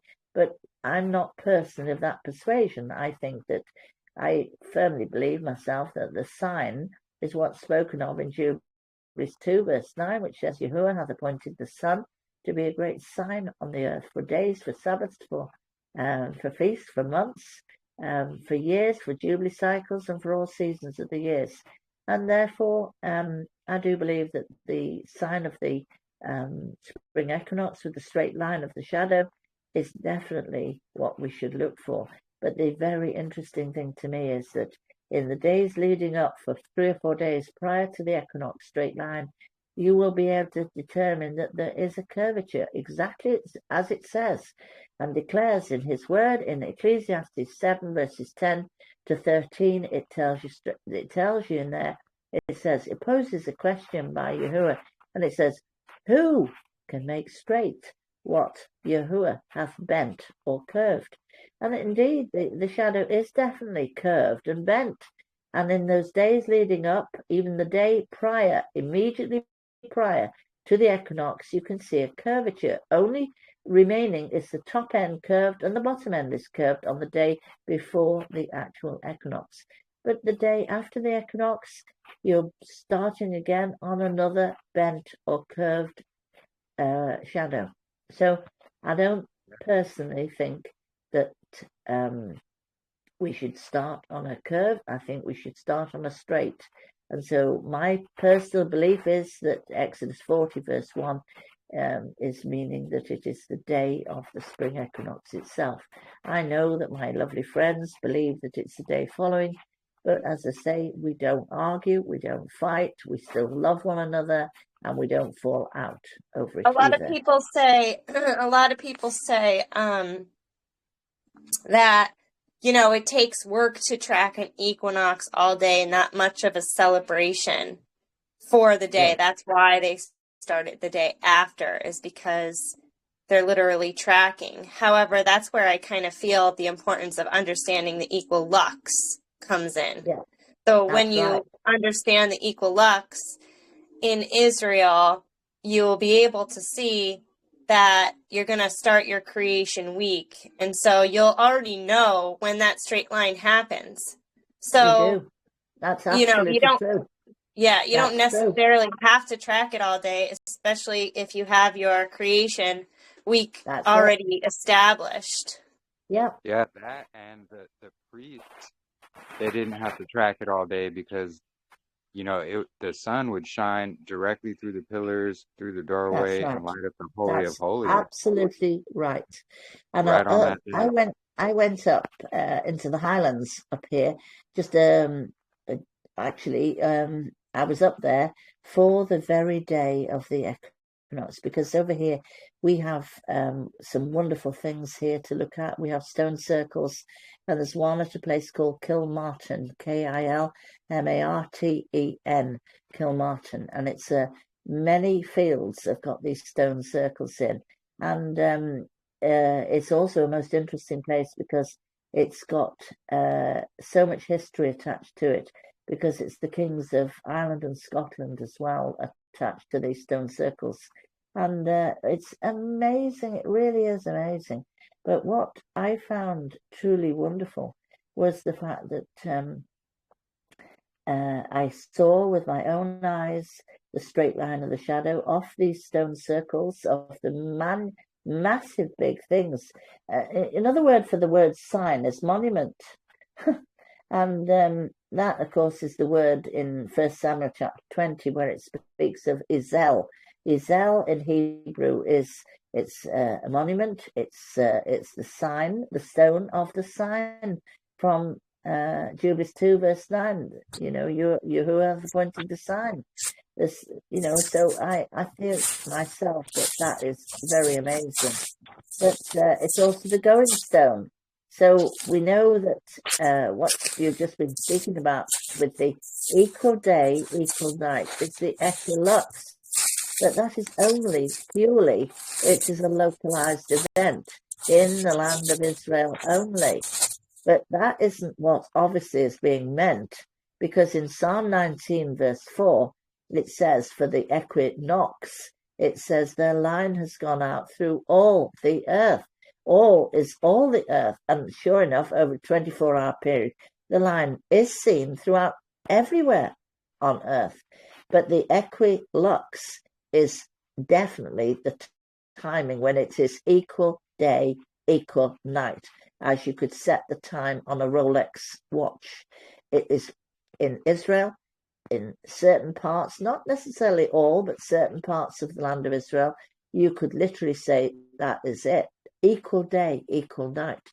But it's localized. It's not all the earth, fulfilling the Psalm 19 verse 4, where it says, the straight line has gone out through all the earth. So there's two things here. One is the equinox and one is the equinox. So I do believe that the equinox will determine that you know exactly where the equinox is. And when I was walking in the Highlands, up in the midst of these stones, looking for the straight line of the shadow, which we did see, what was amazing was a scripture, which I don't know why this happens to me. I have no idea. But over quite a number of years now, what happens with me, I get some funny things happening. A scripture will pop out into my head from sort of nowhere. I can be walking in a field and the scripture just suddenly lands in my thinking. And it did the same thing in that field at Kilmartin. And the scripture was Psalm 23, thy rod and thy staff, they comfort me. And I thought, wow. And I felt I had the understanding given to me straight away. And you know what? It's funny. You can, even if you had no way, you had no armillary, you haven't got a round table anywhere, you haven't got a bolt through the hole in the table or anything like that. But even if you had a simple enough thing of thy rod and thy staff, they comfort me, 2 sticks in the ground will also give you the date of the spring equinox. Thy rod and thy staff, they comfort me. And that's what sprung into my head. And I thought, wow, look at that. Because you'll hear many times that they could easily have determined the day of the equinox by use of 2 sticks in the ground. I think that's quite amazing, don't you? Truly it is. Yeah. And we also have what's found in the Dead Sea Scrolls that back all this up as well. And they're saying the Tekufa, which is the equinox, that's marking day 4. And then, on the 4th day of the first month is going to be your first Sabbath of that year, which lands on day 7. That's But yeah, correct. the Dead Sea Scrolls back all of this up. It's Yeah. truly amazing. And even that Leviticus 23, verse 15, it just simply says, from the morrow after the Sabbath. The Bible doesn't identify which date is the after the Sabbath. The Bible doesn't identify which one, but the Dead Sea Scrolls does. And that's the key to it all, because you know that the Sabbaths of the first month fall on the 4th, the 11th, the 18th, and the 25th. And even if you've only got fragments of those dates of the Sabbath, which we know are existing, even if you've only got fragments here and there, you either work your way forward or backward, and you can find all the Sabbaths. All I do is it really and truthfully, it really does not matter to me. I work 52 Sabbaths. I work 52 Sabbaths, and knowing that the day after the Sabbath, the 52nd Sabbath, I, in my head, place the 365 fifth day. In a fourth year, I would place also the 366th day. And then I return back to the creation cycle all over again and start again with what he created on day 1, day 2, day 3. And on the 4th day, he made the sun, the moon, and the stars, and he made the spring equinox. So, anybody going to tell me that you can't be right, Libby, because you can't divide 7 into 365. And that's absolutely true. You can't divide 7 into 365. You can't divide 7 into 366. And the simple answer to it all is that you were dealing with a series of wheels in the calendar. And one of the wheels is the solar cycle, and another wheel is the creation cycle. But today I thought about that as well, and I was reading in Revelation 11 about the 2 witnesses who are going to come. I firmly myself, I might be wrong, but I think one of them is going to be Enoch, and one of them is going to be Elijah. And when you think about it, that prophecy that he will preach and prophesy from the streets of Jerusalem for 1,260 days. That's obviously when we were at school, we used to have a, what are those things called where they have a spike and then you do your circle round? What's that thing called? To draw a circle. Compass. Like a pencil. A compass. Compass? Is that what you mean?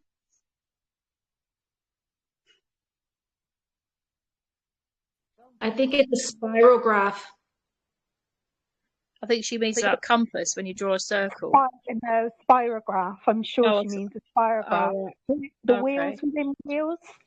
Yeah. Yep, spirograph.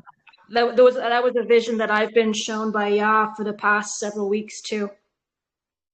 Is she gone? Oh no, she's still there. It looks like she may have lost signal, or maybe her phone died. No.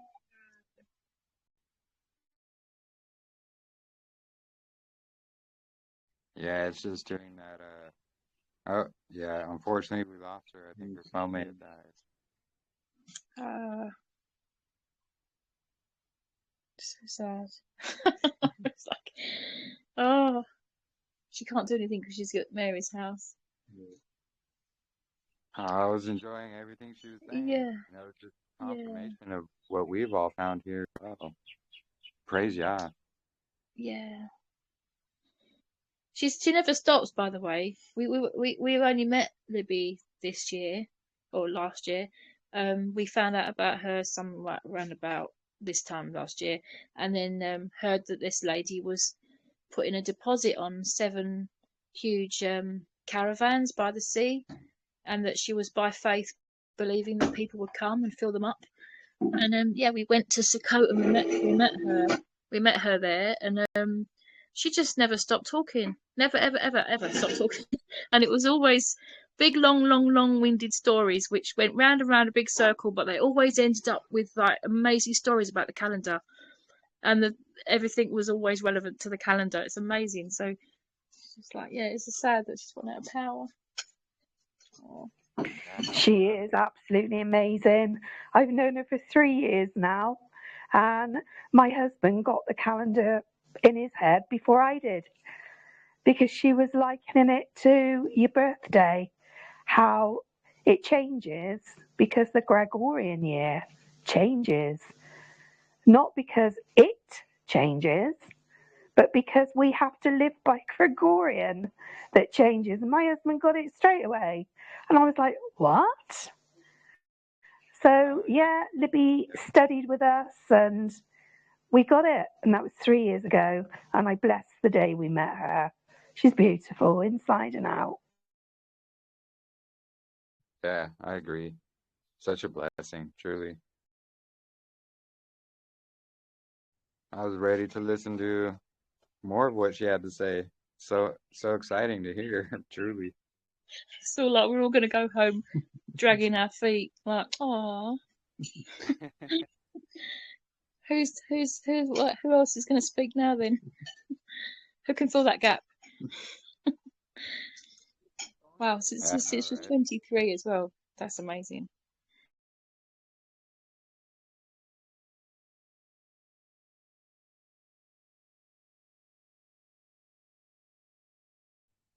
And yeah, I see what you're saying there, Sister Sumi.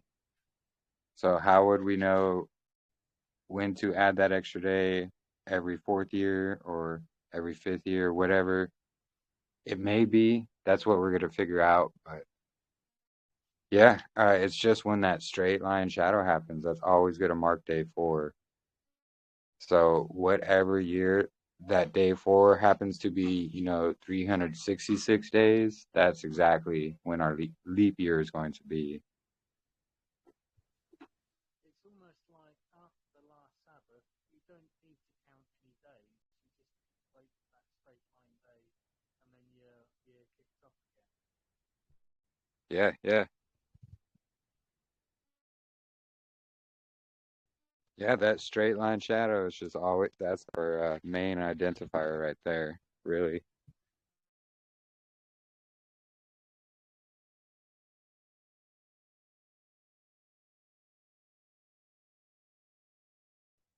So the divider day there, brother, it's actually found.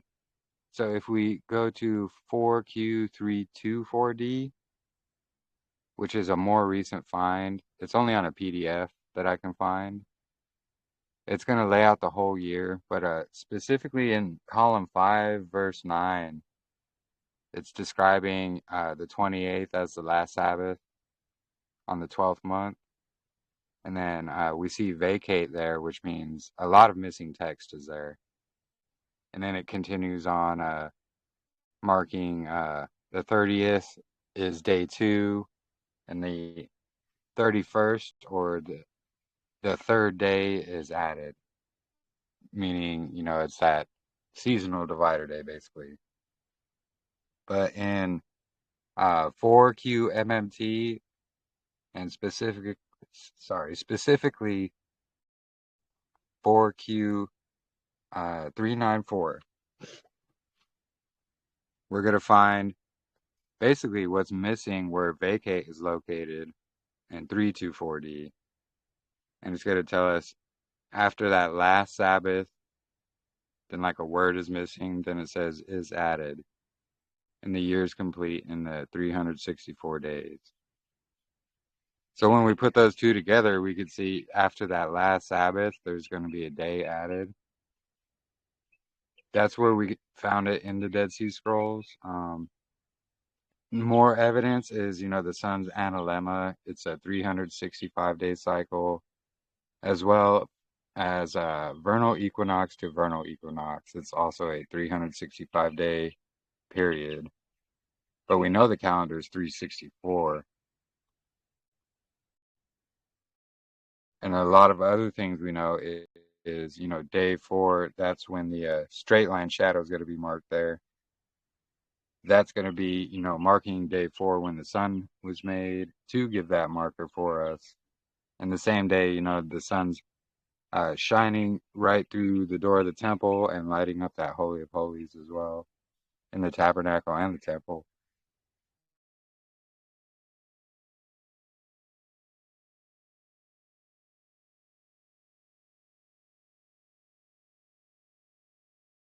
that help?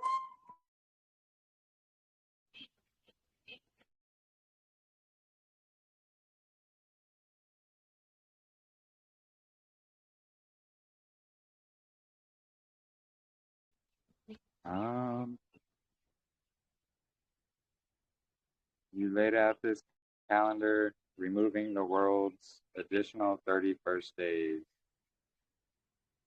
I'm not sure what you're saying there, brother.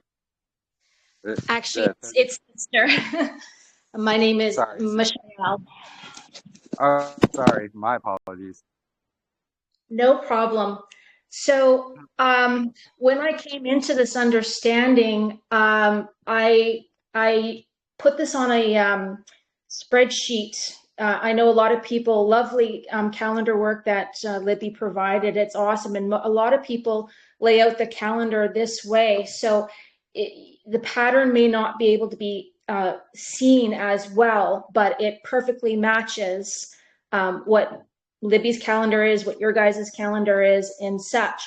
But it shows you the pattern of how his calendar, it contains the 360 days with the intercalary days reckoning at the end.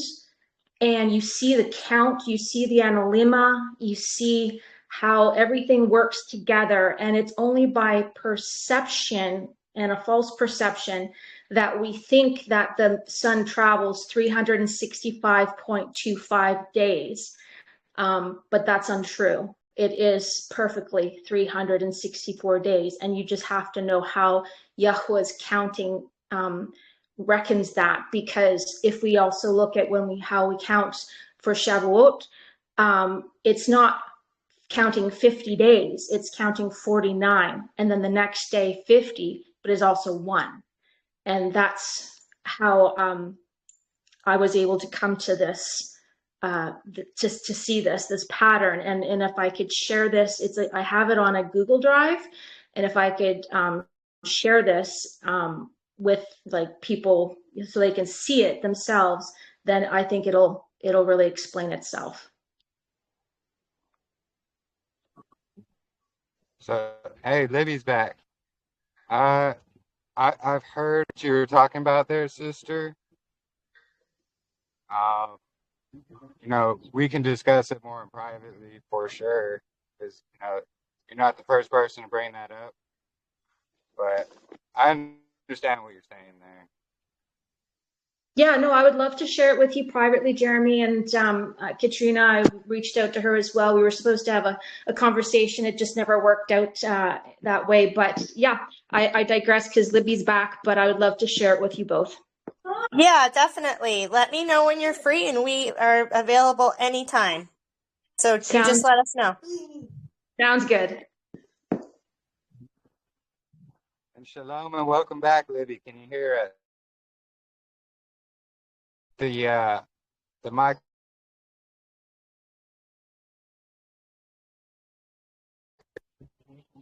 Click that microphone button and it will unmute yourself. Is that it? There you go. Is that it? We hear you. Welcome back. Yeah, we can hear you now. That's good. That's gone green. Right. I would love to know. I would love to know what the lady who was just speaking. She was talking about the 49. Yes, I was referencing how counting is. The count. Hold on 1 second, guys. Hey, Sumi, can you turn your microphone Oh, off? sorry. Okay, go ahead.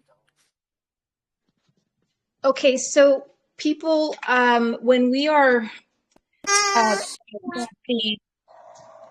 that the calendar or this solar cycle is 365.25 days, it's because the world is miscounting.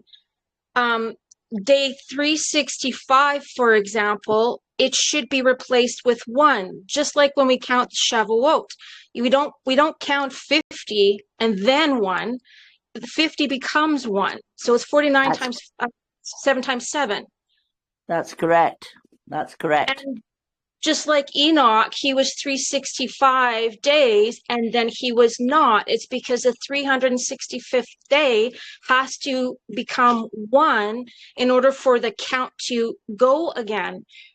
And then because of that miscounting that the world has placed on, you have this accumulation of time. And that's why this leap day or every 4 years, a leap day has to be added, which it doesn't. It's because of their miscounting that you have to correct their miscounting.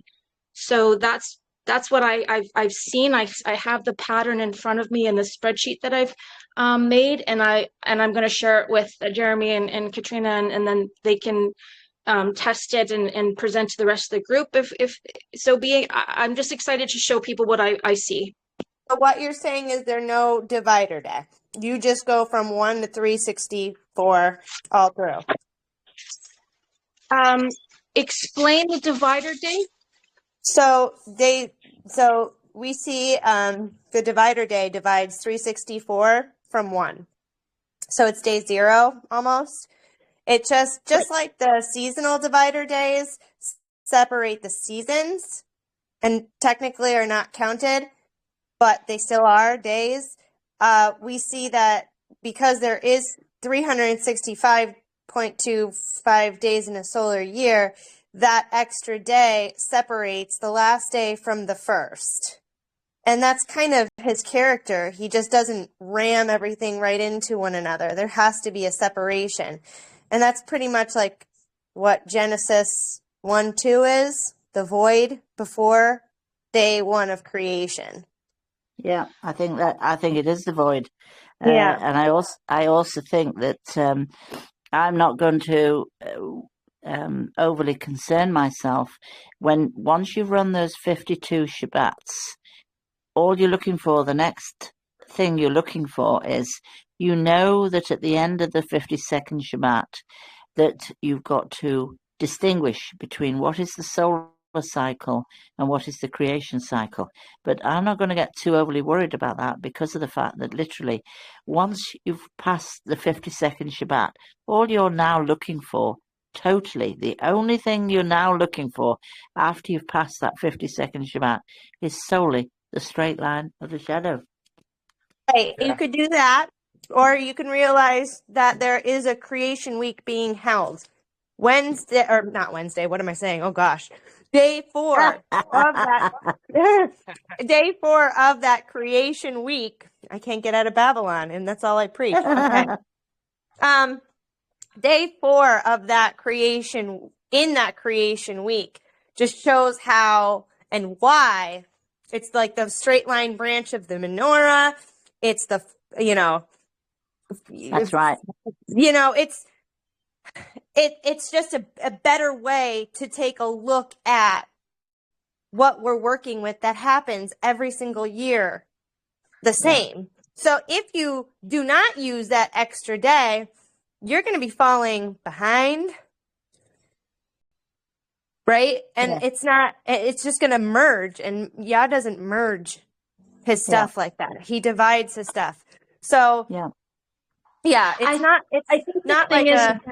Go ahead. There's a lot of people that have like certain like qualifiers or labels, or like the sisters that presented this calendar to me, they call it the null and void day, and same as you guys. It's all about a label of a day. But when I show you guys the calendar, it will show you that it's precisely exactly as you guys like it's an agreement 100%. I'm not disqualifying your calendar at all. It's perfectly aligned.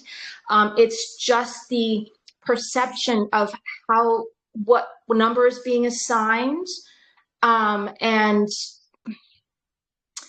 it's really hard to explain verbally. I can't wrap words around to express what I'm trying to say, but visually, because I'm a visual learner as well, visually, I think once I show you and Jeremy, I think you'll see it as well. It's a pattern, and you'll see that pattern. I'll tell you what I find fascinating, to know that there are angels assigned to each one of the entire days of the year. Every day has an angel assigned a post. And we touched on this last night, I know, but it is a little bit interesting, the fact that there are a few days between when you change over the month to the 4th month, and you change over the month to the 7th month, and then you change over again to the 10th month. There are the only one, which is the spring equinox one, is where there are no gaps between. And the man who is the seasonal leader, called Tamayen, he comes on duty alongside the man who is Halamelech. No, not Halamelech. I always want to call him Halamelech. It's not. It's Melchiel. Melchiel. My king is El. That's what it means. And he comes on duty on that. Excuse me. On that very day, with no gaps, because he works on the same day alongside the man Tamayen. But the others, there is a slight gap of a couple of days here and there, 2, maybe 3 days between. But it doesn't happen at the time of the spring equinox, which means that the spring equinox is actually the Gadol Dalet. It's the Great Gate, where a lot of people get themselves a bit mixed up with this thing, because they say, oh, well, it's got to be this, that, and the other. But you see, the thing is that it says in Enoch, it says, and on that night. So on that night, which night is that night? And it's the night prior to the equinox. It's the last night of the year, and on that night the sun will set himself up for rising due east. When he rises the very next time, he rises due east, sets due west, and that is the night prior, is the timing of on that night. Yeah.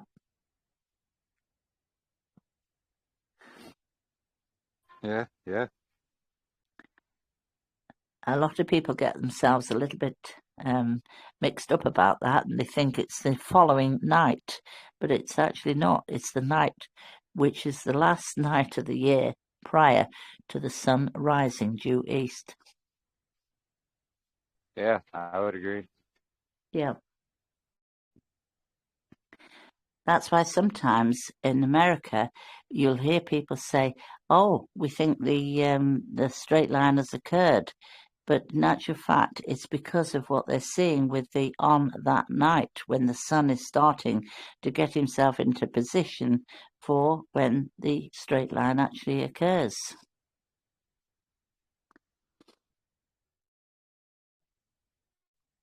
Yeah, and that's what we line up with. And there's a few brothers and sisters that have been tracking the straight line shadow for decades even, and they always get it on the 20th of March. That's it. So that's a method we go with as well. Absolutely. That's it. Yeah. That's what I'm going with too. And I don't think I'm personally not going to worry. Once I've done my cycle of the 52 Shabbats, I will then just pace out the days, because there's no festivals in that period at all. You're just marking the days until the straight line. Libby, what do you think about the excess of days? Now we see an Enoch, and we're going to be testing this out because Marissa might have found a pattern, but we're just not sure yet. We're not sure if it's a mistranslation. What verse is that, Jeremy? Where the sun has an excess. Yeah, it's 74:12, or no, 74:11. 74:11. Enoch 74. Yeah, exactly. Yeah. It looks like there's a division equation, and it could be 6 divided by 5, right? That's what it says, which would be 1.2. But we see that the excess of the sun, it would be definitely 1.25. And so we're wondering if that's supposed to say 5 divided by 4, and that would bring us 1.25 days rather than 1.2. Or the other possible outcome would be a leap day, not every 4 years, but every 5. I don't know, Marissa, could you? I know that you're working on that. Are you here? I don't think she's here. Oh, darn it. Let me see if I could get her in. But yeah, that's kind of what we're working through, the excess right there. I believe the excess is actually talking about the moon. I'll tell you where I'm wondering about this situation. I don't know the total answer to this, but I am wondering. I think that there was a time when I was talking with Sue Squibb about this, and there's a man, I think his name is Jokinen, and he does 219 Ministries, and I got a little bit caught up in this myself. But we were in that group too, and I got kicked out. Yeah. Oh, you right. Well, I certainly I've forgotten the title of one of his messages once, but it disturbed me a little bit because he was talking about sort of a thing that's in the museum in London, and he was saying that this is what happened, and he got mixed up with these 10 days, and it sort of threw me a little bit for a minute, and I thought to myself, no, I'm not going to be knocked off the thing with this one, you know, and I'm glad I didn't, because I don't think it. Looking back now, I'm pretty certain that is not right. But he does say something that was quite interesting, and he speaks about in First Chronicles chapter 24, I think it is. It speaks of the priestly courses, and it lists all the priestly courses as well.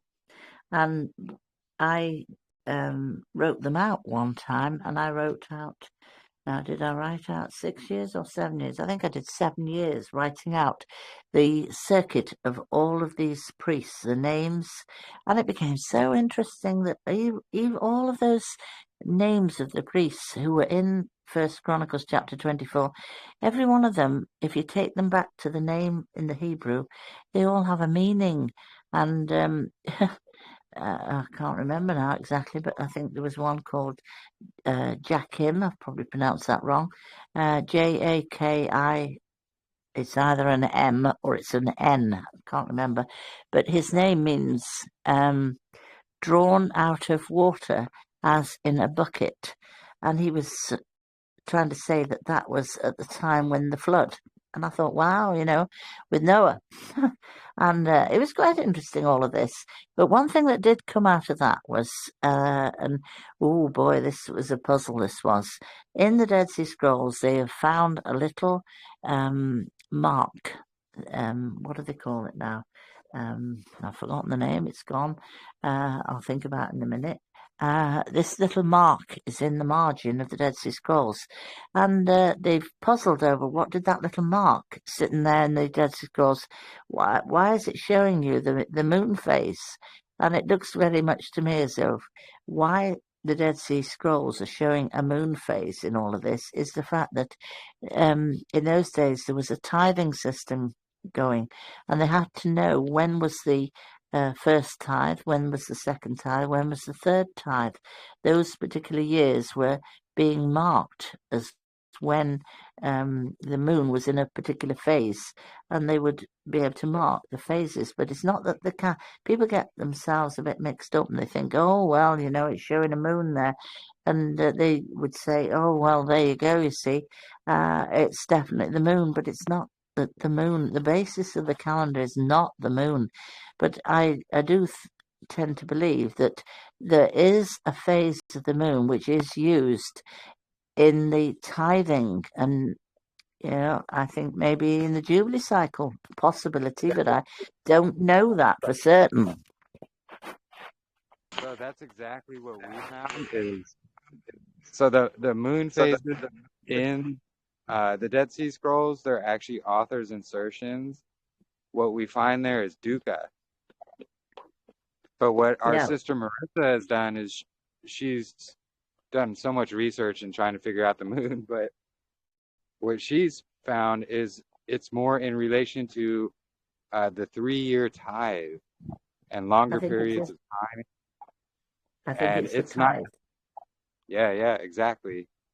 And it's not necessarily going to be a certain sliver or phase of the moon, but basically it's positioning in the sky. I think that's probably right. Yeah. Libby, I think it was 218 Ministries. It was 219 Ministries. I thought it was 218. No, 219. Can you remember that? We nearly ended up Thursday, didn't we? Yeah, that's right. 219 Ministries. Yeah, it is 219 Ministries. They also call themselves Assembly of the Way. That's it. They were a nightmare. With Yochanan. Yeah, he's kind of like a Mexican. That's right, yeah. Yeah. My mistake. I thought it was 218. Oh, we'll forgive you. Jeremy went to him privately. He met him in person, and he was like almost as if he was agreeing with like what Jeremy was saying, like at the moment. And then he turns around and he makes a whole video about how he's wrong. And then I went into the group to help him because I was watching the video and I was just writing my notes. And then he deleted all my notes and came to me privately saying that I don't have the authority to go in and do that. And then he blocked me. So there's that. Oh, well, there you go. Well, that's the way the cookie crumbles sometimes. And maybe Yahuwah is saying, move on. Yeah. Absolutely. Go to the next one. Yeah. Someone else wants this information, and I'm not going to waste my time. I've done my Ezekiel 33 warning. He didn't want it. Clearly, he removed me because he hates the truth, and he's going to go off with the lies that he's spewing, which is unfortunate. It is unfortunate, yeah. I've spoken to him on numerous occasions myself, and he comes across as actually really quite a nice guy, but I think he does. He does, but then try to disagree with what he says. Try to actually test what he says. And you'll see a different side of Yochanan, that's for sure. That's what I say, personally. That's probably right. Yeah. So it's a case of move on, keep moving. Yeah. But I think myself that those little, I've remembered the name, by the way, of the thing in the margin. It's called Duke, D-U-Q. And I don't know whether they've actually determined what that is, but I think that they have come to the agreement that that's something to do with the tithing cycle. Yeah. So that's quite interesting as well, isn't it? Yeah. So I certainly don't think that the moon is the basis at all. It is the sun. It's not just only the S-U-N. He's the sun, S-O-N and S-U-N. He's the son of righteousness. He's Zadokim, and that's who he is. And I think that that's who he's calling us to be. He's definitely calling us to be Zadokim as well and follow after him. Marvellous, isn't it? I just feel so tremendously barakat for the fact that he's opened our eyes. I mean, who are we? We're a speck of dirt, aren't we? And we fall down and he picks us up and dusts ourselves down again and off we go again. But we've got eyes to see these things, and it's a miracle that he's opened the eyes of the blind and he's opened the ears of the deaf, that we might hear what he is saying, the Spirit is saying. And it's sad when people you know, like what's happened today, it really is sad, because she's a nice person. Well, I've always felt that way. And it's sad when, she turns a heel against brothers and sisters, because I don't think it's right. It really isn't right. And it makes me very, really sad because, Steffi's been in my life for many, many years, but, I don't think anymore that we should allow this situation, and sometimes it's better just to part in peace. And I was there a few nights ago, gave her a hug, and I think that's probably going to be where it finishes, because can't allow that situation to happen anymore. It's had its day, and she obviously believes that we are completely up the wall and we are wrong, and there's nothing at the moment other than YAHUAH who will change her. Nothing. No words that any one of us can say will change her. Stay strong, Libby. We're all behind you. Stay strong. You don't need them in your life, okay? No. Yeah. You don't need them. There are going to be plenty of other people that can help you out. You don't need them. No. Yeah, definitely provides. That's what he does. You see someone coming against you, just like, there was one problem that we had in our group right before you jumped on. And, she departed from the group, and she went around and said a lot of terrible things, and, told people that we're not supposed to be trusted because we follow Jeremy and not scripture. And because she came into the group and she said, oh, Jubilees 15 says that we have to eat the Passover on the 15th. Oh. And we looked at her. Well, I was just shocked. I was like, did we really get this wrong? And then me and Miranda were like trying to scramble, like what? That this can't work. It just doesn't work. Yeah. And then thankfully Jeremy came in and corrected her and said, hey, look, scroll, keep reading and you'll be able to see the context proving that is a mistranslation. Not to mention, you go into the original Hebrew and it says, and it corrects itself. And then she she said we were following men at that point. And so she left. And then boom, you just came in out of nowhere. And it was like, see how he just, fills that gap, He just fills very, very soon and sudden. He just fills that place. Look, yeah. I mean, I'm only a simple person. I'm 78 years of age, and literally I don't consider myself to be anything. All I think is I just happened to get in the way of a man in Liverpool when I'm 23, and that's a simple. But, I've many times sat up in my bed in the morning and thought to myself, I wonder why. Why would he work with somebody like me? I'm not any... you can all tonight vouch for this one. I'm no technical whiz kid. I'm absolutely hopeless at these things. I am far better at the Bible than I am with anything, computers, telephones or anything. But, I love reading the Bible, and I love... sort of sitting there and thinking about things, and I'm one of these who, I sit there and I ponder over things, and but as regards technical things, I'm absolutely ridiculous. I really am terrible. But there again, I've thought about this one, and I've asked myself the question, why would he choose me, I'm obviously a non-tech kid, completely, Tom. I mean, it's a miracle that I'm on this thing tonight, to be quite truthful, because Mary is much, much better than me. But, even Mary struggled tonight to get this thing going. But we'll get there eventually. We will. We'll go and ask somebody how you do it. But this is what got to me. I was asking myself this question, why would you choose me to put me in the path of that man? And you know what? I think I know why he's done that, actually, because what's inside of me, what makes me tick, is if I find a nugget of truth, I will share it and I will run with it. And of course, when I realized that this calendar was actually not quite so cuckoo as I'd thought. Wow, I tell you what, there wasn't anybody that stood in my way. They all got it.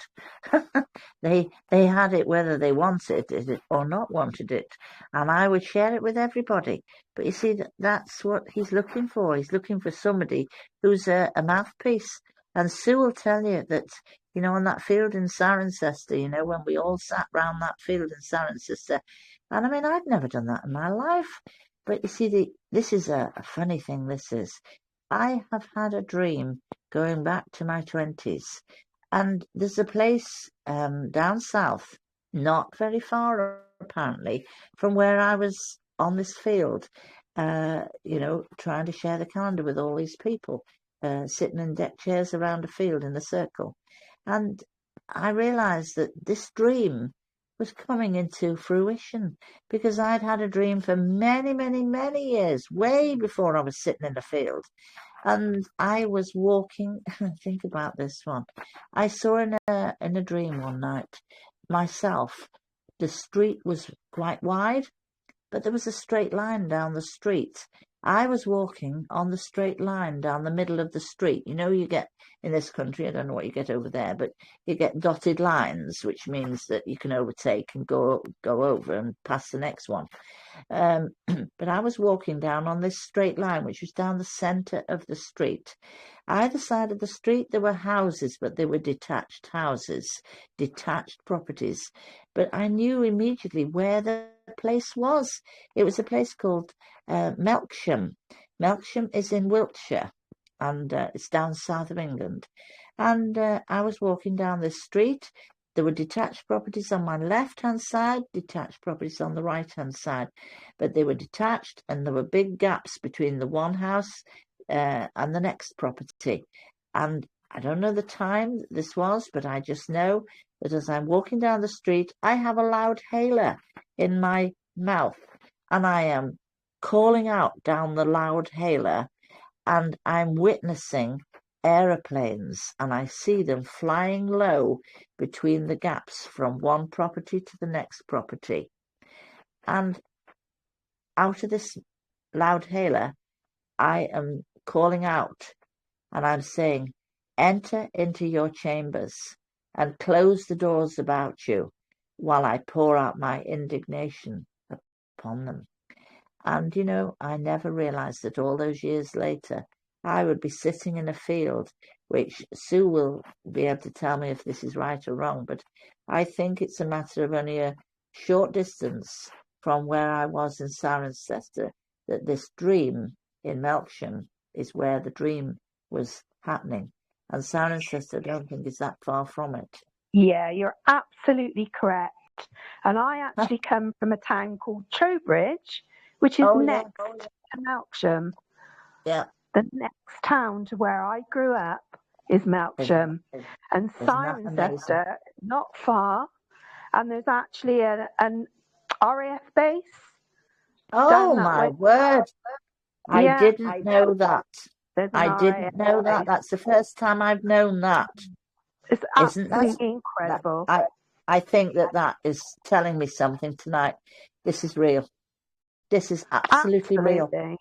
Oh, I never knew that there was an RAF base anywhere near there. That's the first I've ever heard of that. That is just terrific.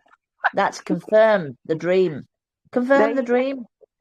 But that happened many, many, many years before I sat in a field in Cirencester. In Cirencester, yeah. And it's all the same area. It's Cirencester's Cotswolds, which is where Wiltshire is side by side with the Cotswolds. Oh, isn't that amazing?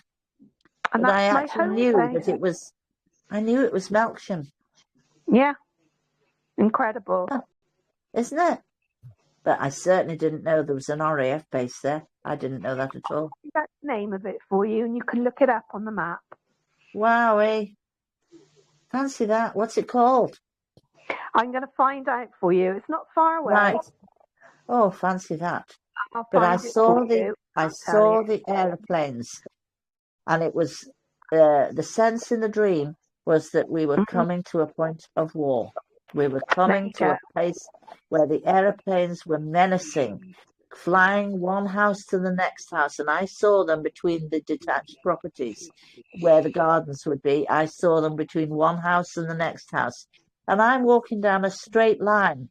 The calendar is a straight line, and I've got a mouthpiece of a loud hailer to my mouth, and I'm saying, enter into your chambers and close the doors about you while I pour out my indignation upon them. Isn't that just terrific? I'm going to Google where that area RAF base is and what it's called, and then you'll be able to pinpoint it on the map. But I'm going to disappear to bed now, Libby. It's 10:15 here. Right. And Mum's got hospital in the morning. Let it go. I'm going to go. I'm probably about to run out of battery. I'll put my glasses on. Good night, Sue. I'll have a look to see how much battery's left. I don't think there can be much left. Oh, I've gone down to 10%. I'm amazed that I've got this far. Yeah. Awesome. Yeah, thank you for joining, Sue. Yeah, bye-bye, Sue. It was wonderful. And if you let me know what the RAF base is, that I didn't know the name of it, that's like a double witness, isn't it? With the, the loud hailer. Isn't that funny? In fact, my lovely friend whose house I'm staying at here, the other day, my friend Mary was saying to me that she went to Israel in, I think she said it was the year 2004, and that she took her trumpet and she blew it up a mountain.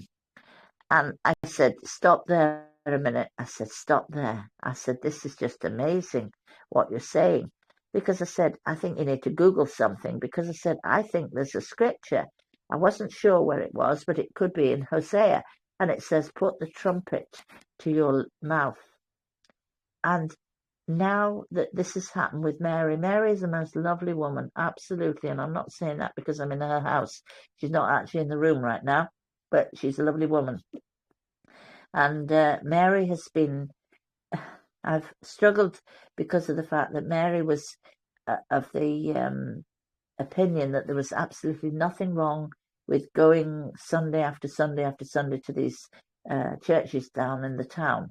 And, she would hop from one church to the next church. And I used to say to her, when it says, come out of her, my people, that you've been up partakers of her iniquities, I used to say to Mary, that means you should come out to these churches, Mary, and be part of this with the calendar. And there was a time when Mary just could not see through this at all. But something in this last 10 days has happened with Mary. And day before yesterday, Mary asked me, would I take her to the sea? And I knew what she was going to ask. And she said, yeah, take me to the sea. I took her to the sea, drove her there, and we both had a bathing costume on. And she said, put me down into the water. And when she's come up now, I've never seen such a transformation in all my days. Mary, who was of the opinion that there was nothing wrong with going to these churches where they keep Easter, Christmas and everything, Uncle Tom, Cobley and all. And now, oh my, he's seen the light regards to that calendar, and oh my, is she running. And I think back to what she told me the other day about when she was in Israel in 2004, she put the trumpet to her lips and sounded the alarm on the mountain. And I said, I put the trumpet to my mouth. I think you'll probably find that somewhere in Hosea. And I think now that Mary has caught the flame, she's caught the fire in her belly, and now she will run. And I know she's going to run, and she will tell all. And she's written a letter to her pastor saying that she will no longer be coming and then she witnessed to the pastor by saying that, these things in Matthew 5:17, which says, think not that I have come to do away with my Father's Torah. I've not come to do away with it. I've come to fulfill it. He walked the Torah perfectly, but we are to emulate what he did. We're to keep what he did. We're to walk the Torah the same. And even though you fall down, these churches teach that we are, oh no, you don't need to keep the law. We're under grace. But grace does not give you license to sin. Grace is not a license to carry on. You are supposed to walk the Torah as he walked the Torah. And it's a revelation to me what's happened with Mary. She's caught the light, she's caught the flame, and now her belly is like on fire. And anybody who gets in the way in the street, they will get it now. It's wonderful. It's just amazing to me how YAHUAH has done a work in her. Absolutely. And now she's seen it with fresh eyes, fresh ears, and now she's walking and now she's running. It's marvelous. I'm loving it. I'm absolutely loving it. It's marvelous. Oh, that's amazing. Hallelujah. Yeah, I really like what you said about, why did he pick me?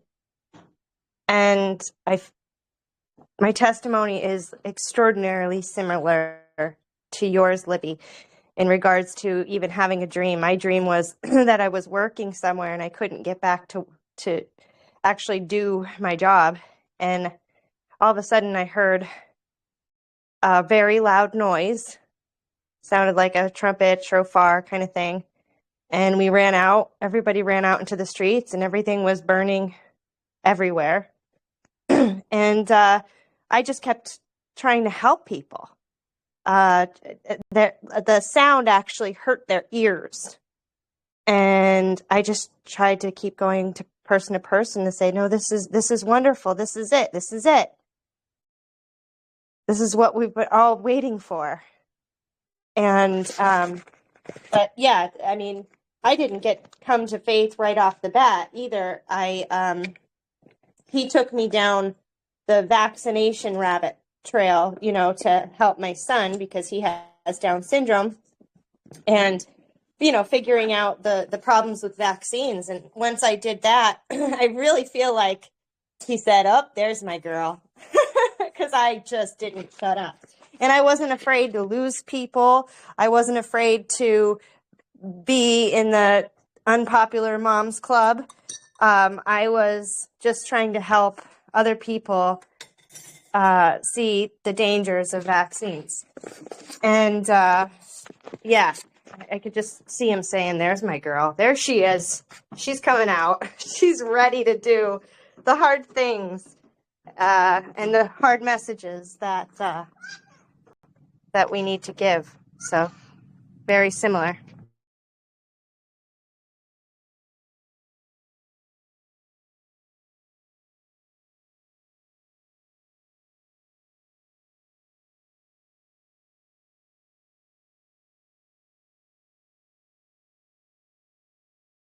Sorry, my son was just running away. But yeah, yeah, that's a great testimony.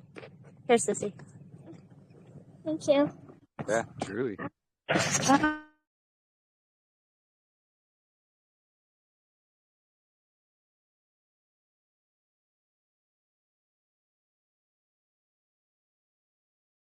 Oh, did we lose her? Oh no. Did we lose Libby? Looks We like did. we may have. Hey, Ellie, are you on here? I was wondering maybe if Sean was available too. I'm still dying to hear what he's coming to.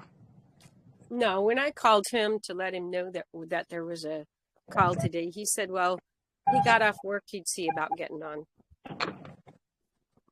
Oh, good. Oh, great. That'll depend on the timing of work, Yeah, that's okay. Yeah. Patiently waiting here. It's really a test of patience.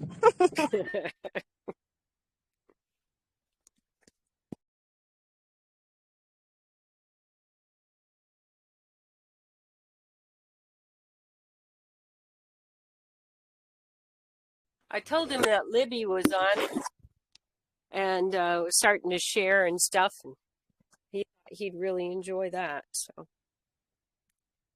but I guess he's using machinery and stuff and couldn't hear anyway, I'm guessing.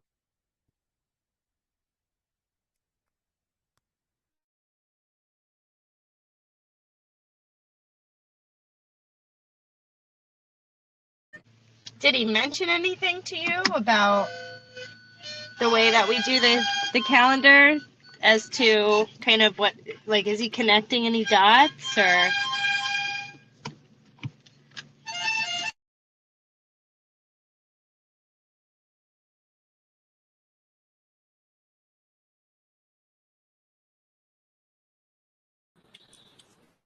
Did Libby get off the call? Yeah, I was just about to say it looks like we lost her. Her phone may have died.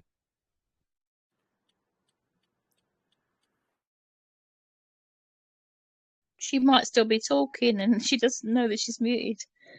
I've just messaged her on WhatsApp and also normal mobile to tell her that she's muted just in case. But yeah, don't know really. It's very unlike her to stop talking unless her phone's completely died. Would it show that there though if her phone's died?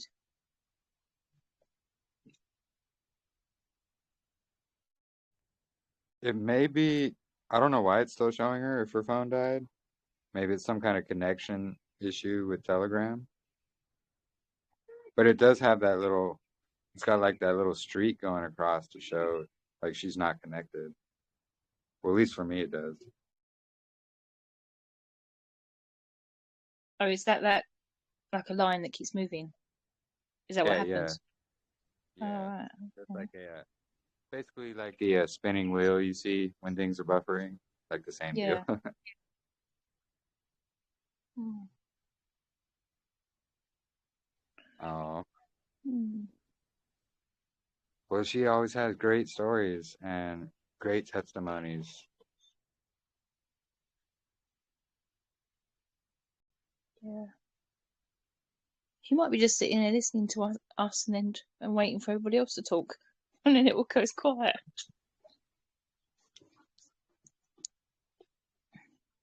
That could be. You know, you were saying, Jeremy, that for that other 4Q, it's only like a PDF. Are there any pictures of it, of the letters and stuff, so people can verify the Hebrew or whatever language it's in?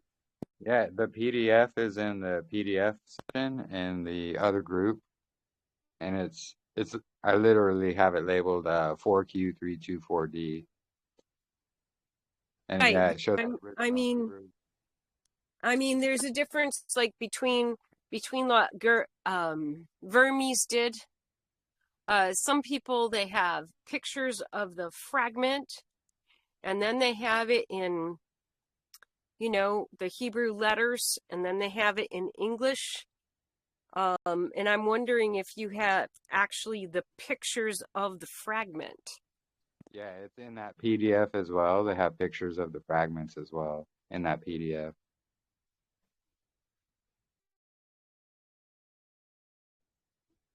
It's because it was found in like 2017 or so. So it's not going to be in any of like the complete Dead Sea Scrolls or any of the Dead Sea Scrolls books, unfortunately. But it is its own separate PDF.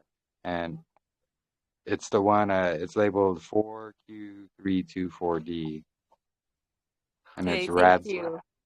Yeah, no problem. Yeah, we were trying to, some people think, well, that's pretty suspect. It shows up, Anyway, we'll just see. I know they've been trying to hide stuff from us for a long, long time. Yeah, exactly. Well, we also know that, they blew up Cave 7 and tried to hide all that as well with all the new tests. So, Right. but in that PDF though, it's like it's a write-up they do about it as well, and then they go into the actual scroll. But they explain, when it was found and why it's not contained in like Giza Vermes' writings and others.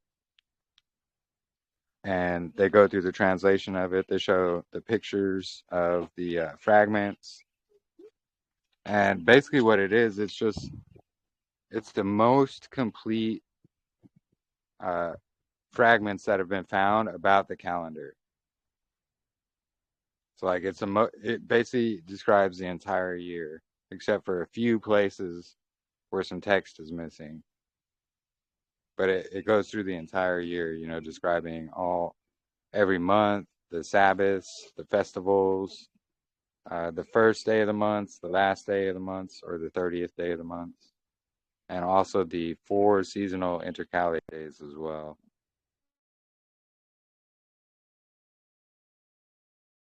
Yeah, that one right there. Newly reconstructed calendrical scroll. That's it.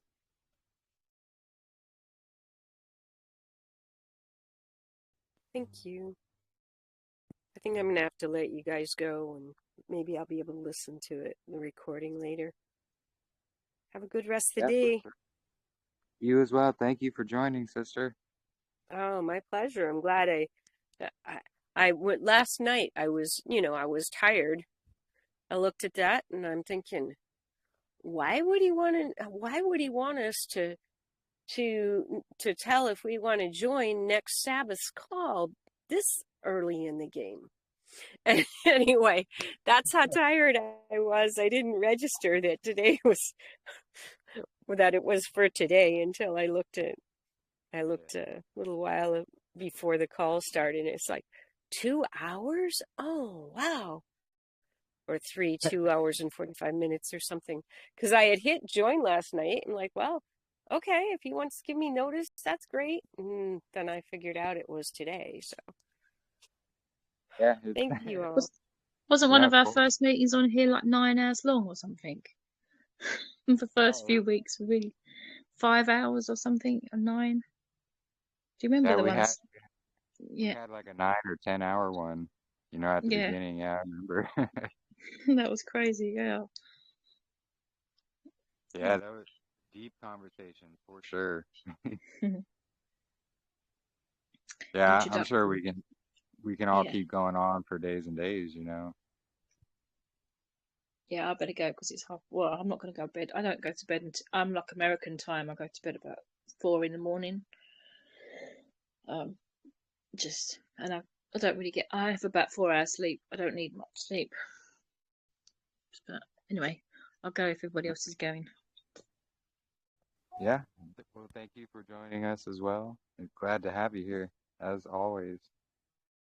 Yeah, I've kind of gone a bit dry with all of this because I haven't been studying it for many months. Like I said in the chat like a few hours ago, my daughter moved back home after fleeing away from a domestic abuse, and so we've all about a baby here at the moment, and we've got a full house. But yeah, so we haven't been studying anything, so we've kind of forgotten everything. Got to get back to scratch again. So that's why I've got nothing to say, really. Kind of learning it all again. But one thing I have got is Libby's amazing calendar right in front of me, freshly printed on cardboard and given to me by hand from Libby. So that's one thing that will help me get back. All right. Yeah. Yeah, thank you for joining, sister.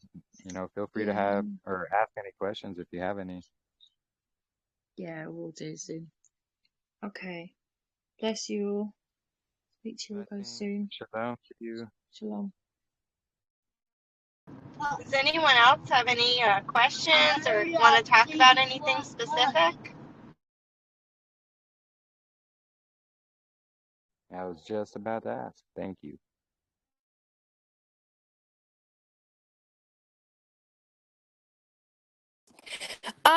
Not really a question, but Jeremy, I feel like yesterday was the first day I heard about possibly the leap year being every 5. So how does that work for us this past leap year? Are we still like on par? I'm sorry, I'm not. Sorry. No, it's something that I'm trying to figure out, and we're working through things. It's not something I've mentioned a lot about here. I just had brought it up because I've received so many questions and comments about that Enoch, the math in Enoch, and it equaling 1.2, but then saying, it's 1.25. So I've had people tell me, oh, I'm fudging the math to make things work and things like that. So I was just doing some math myself, and I see that, 0.2 will add up to a whole if you times it by 5. So that's just something I'm putting out there right now to see. I know Marissa had found something, some 5-year pattern in the sun, and it was me that suggested maybe this could show that. Marissa, she didn't agree with that yet, but like I said, it's something we're trying to figure out. It's something we're probably going to have to experience. And when the straight line shadow happens, that's when we're going to know for sure. But we do see, from Aaron and Alan and many others who they've been tracking the equinox for decades, and they've tracked it on the 20th of March every single year. So by that, even during the leap years, the 4-year Gregorian leap years, it's still falling on the 20th. So it's just something we're going to have to, in this next 4 years, because this is, last year was the leap year, or the year before last, sorry, was that leap year. That's how last year ended up lining up with Saturday. So this is year 2, then we have year 3, then year 4 is what we're going to have to really look out and see what's going on there, just to determine it. So it's not something I'm really solid in. It's just something I'm studying out and making a determination. So I changed it up in the article a bit, but I also put in there, this is still, yet to be determined. And we don't know if that math in Enoch is even correct, or what's going on truly with Enoch, because we know for sure it's been tampered with from the evidence we found last week. So if it's been tampered with, and like Katrina was saying, what if it was 6 days and 4 years? That would give us that 1.25. 5, wouldn't it be 5 divided by 4? I think it's 6 divided by 5 now. Yeah, sorry, yeah. So it would be 5 divided by 4, making it 1.25, which would actually line up. So all it takes is just a little switcheroo of the numbers. Whereas, Babylon has the leap year every 4 years too. And I don't know if it would work every 5 years, because I don't think that Marissa has found a link. She was looking for one. Maybe she thought she had something, but as of right now, she's working. And she just told me it's probably not gonna work out. Let's see. She said,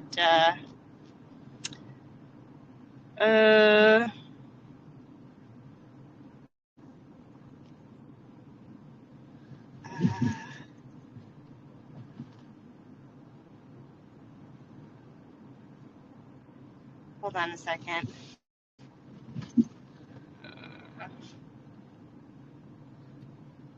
Jeremy and Katrina, this is Michelle again. When I show you the spreadsheet that I have, it'll actually explain what it is that we're seeing with this move ahead and this fall back. And it does the mark, the signal, the oat is always definitely on the 20th, but it'll show you why it would appear, again, there's that appearance that it would appear of the 21st or the 19th. But yeah, it's again something that I'm going to have to show you guys so I can explain it. Yeah, like this year, people thought that they saw it on the 19th, but it has to do with the way. Oh, we found that it has to do with what was it? What is it called? The international date line where it's at. There you go. Yeah. Yeah. the separation with the UTC, the separation of the dates being at midnight, all these factors play a role just to keep that confusion going. So if you start to figure out one thing, then there's this other obstacle in your way. But that's why when I did this spreadsheet and the pattern started like really becoming clear. What are the patterns? Well, it basically matches the analema, and it shows, yeah, it shows where the equinoxes would land, as opposed to, like, we all geographically, because where we are, we have what's known as like the apparent sun, and the only time that each of us from our geographical location will truly see the sun and not in its refracted state would be at solar noon, when it's straight above us. And so that's another factor. It's the difference between what we see as the apparent sun, which is refracted from the firmament, and what is the actual course of the luminary up in the rakia. Yeah. Interesting. Yeah, that's what Joe Hanby kind of presents with his model. Yeah. But, that's what I was trying to explain. I don't think that like their international dateline is always on that solid, 180-degree mark that they have. I think it would actually kind of move. It would move in correlation to with the equinox, is my understanding. Because what we're seeing here in the U.S., here in the U.S., we're seeing the sun setting in the west to come around again and rise in the east. So us here in the west, in the U.S., we're gonna catch that the sun lining up basically on the 19th. So that's why some people will, oh look, I got the straight line on the 19th. Well, it's just lining up to rise on the 20th there in Israel. So if they're not catching that early morning and later evening markings when they're tracking it, they're not going to see that curve at the very early morning, at the very end of it as well. But yeah, I'm definitely interested in what you have, sister, because Sean was presenting the same thing. And yeah, somehow we are all on the exact same dates. So clearly, yeah, it's these clearly, pieces that are together. I wrote on the solar tracking observations group when I finally recognized Saturn's day and how the Nun and the S, the seed and the Samech sin were in that it's like Hasitan's actual day, and so I fervently wrote a message, and then blessed Jermaine, she reached out to me, friended me, and then Katrina did, and then I came into this group, and now everything's, and hearing Libby and all these confirmations about the different visions that I've been having. I put a call out asking brethren to help me bring these visions that Yah's been putting in my head, for over a month, and nobody's. I got blocked by some Facebook groups and nobody's responded. But I think that now I'm finally in the place where we're going to be, sharing everything, bringing it together, and it's all going to just be as clear as the light of day.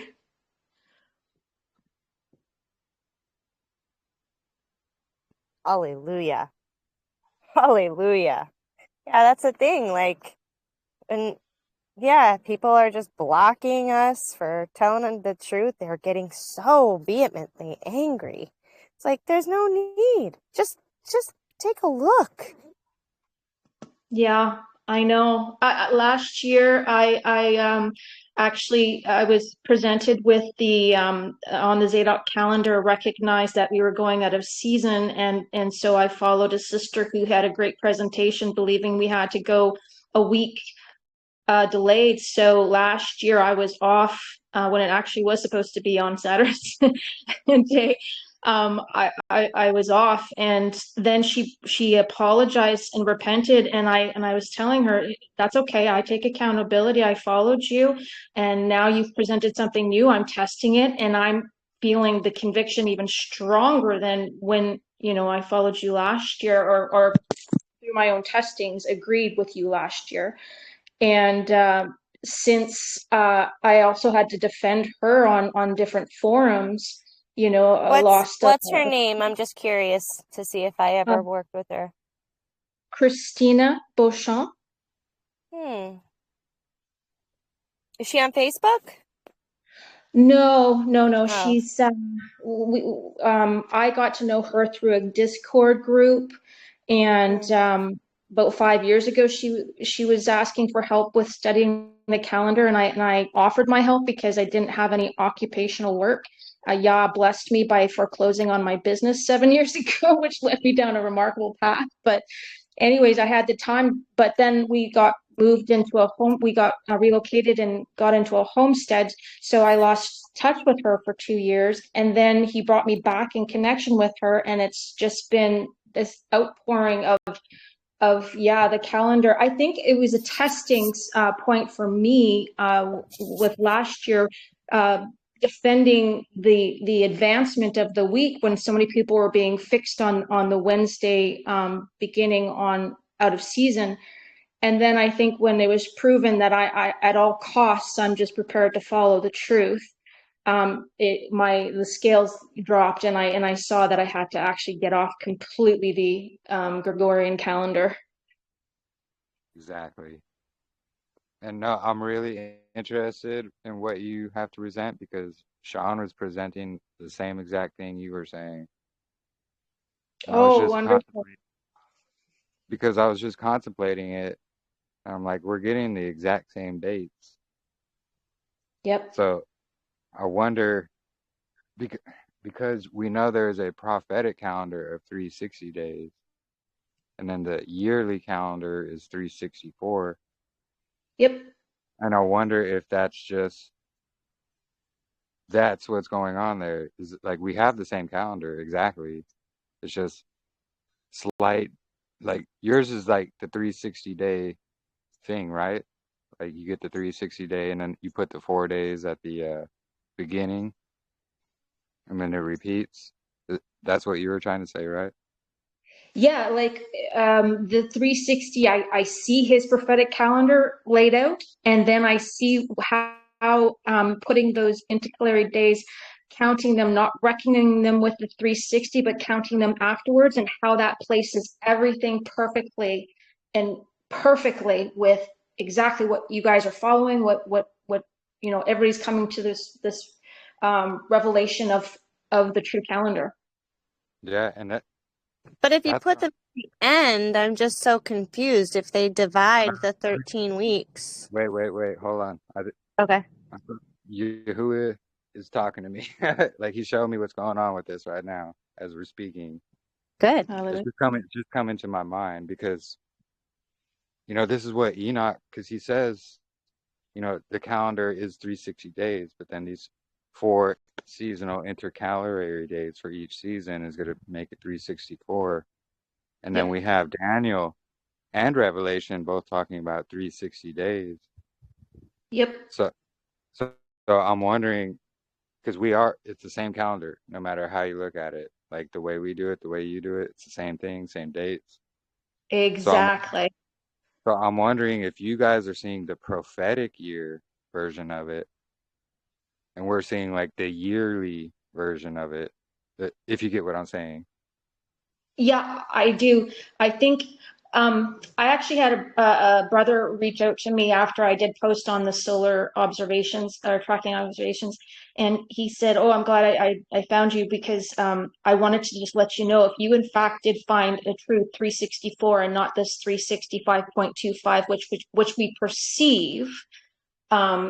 But if it is in fact 364, he says, I've even perfectly lined up the moon, and not that the moon is doing the times or the seasons, but on his study with it, it matches perfectly. It has to be 364. It can't be any more. It can't be any less.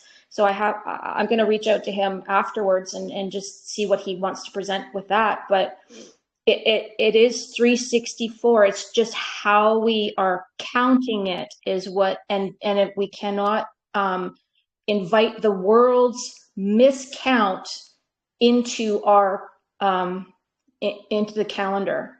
It's a Yeah. miscount that they're doing, which throws us off. No, I agree with that. But we do see it on March 20th. It's like every year. But Yep. I do see what you're saying. And like I think it's just like what is going on. You know, you're seeing the prophetic 360-day calendar, and we're doing the yearly calendar. But they both correlate with each other because it's the same thing. It's just I don't know. It's something I need to look into more. But yeah, I'm definitely interested in what you're saying because I could see Yeah, what you're talking about. I will share it with you guys for sure, and then we will have to get on like a discussion so that I can explain it. I think once you see it, because I have it color coded as well, but once you see it, you'll see it. But then I'm going to explain why we are being swayed forward or backward because of the world's miscount. Yeah, and yeah, we know that the world they start their quote unquote day at midnight when that's not biblical. Yeah. They start their head of the year in winter. That's not biblical.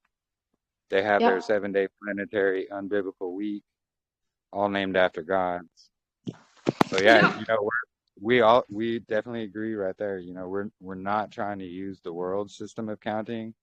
We're just trying to we're looking for these things ourselves, and not having to go to the world to be able to say, oh look, time and date says it's the 21st, so it's the 21st. Well, no, that's not accurate.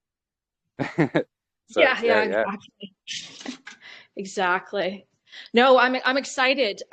So I will. I guess Katrina, I do have you privately on Facebook because you did reach out to me for that phone conversation, which unfortunately didn't take place. But then I'll just figure out how I can send you guys a copy of this spreadsheet that I have, and then we'll just all come together, be a hot and get this working.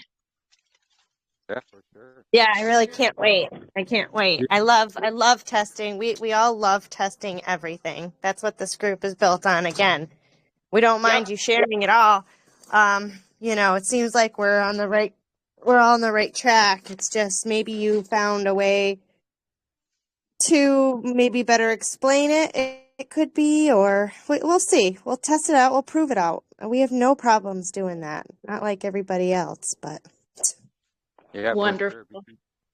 Because you and Brother Sean have the exact same thing in your heads that you were telling us. So you both have seen. great. I don't Yeah, know. is Brother Sean on here? You know Brother Sean, right? Or on here, yeah. I could send you some of the recordings that I saved from him. Because we had a chat too. Great. He was presenting to us the same exact thing you are. And he had this menorah layout. It was like a double menorah layout. Oh, and I did see that. Are you then the same name, Michelle, Mishael on Facebook? Yeah, Mishael Yasharel. Okay.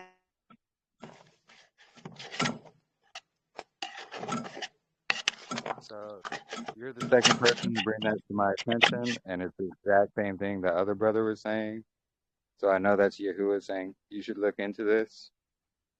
And that's when I was just downloading right now, and I think it's because you guys see that 360 prophetic year calendar, and we see the yearly 364 calendar. Yeah. But it's the same exact thing, It is. It is. It's mind blowing, honestly, right now. I see you sent me something there, Katrina. How is it going to work, Jeremy, then? I'm confused. It will work? It's all going to merge together? It's the same calendar, yeah. It's just the It is. prophetic year the prophetic year calendar is what they're seeing. That's described in Daniel and Revelation. That's incredible. Yeah. So I think this is really going to help everything out, truly, because, we can then dig deeper into Daniel and Revelation. I don't know. I'm just running thoughts through my head right now, but yeah, I'm really interested in what you got to say. We gotta get Sean on the call. Yeah, and Sean Well, as well.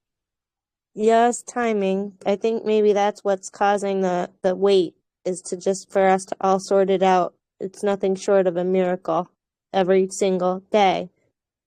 Yeah, for sure.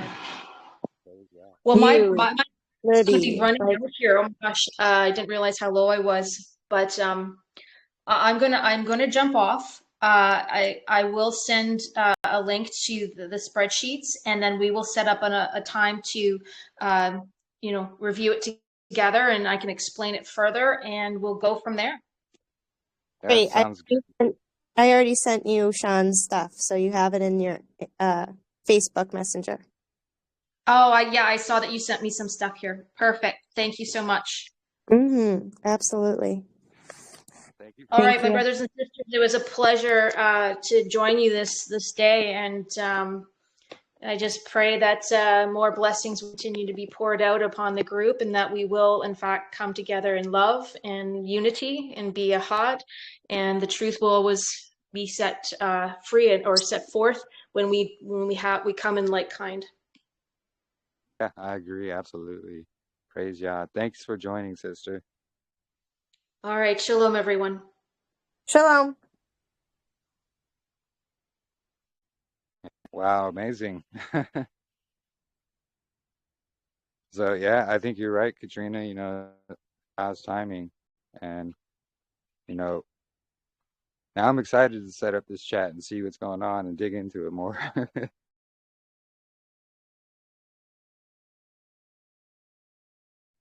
What's everybody else's thoughts? Does anybody else have any thoughts or anything they'd like to add?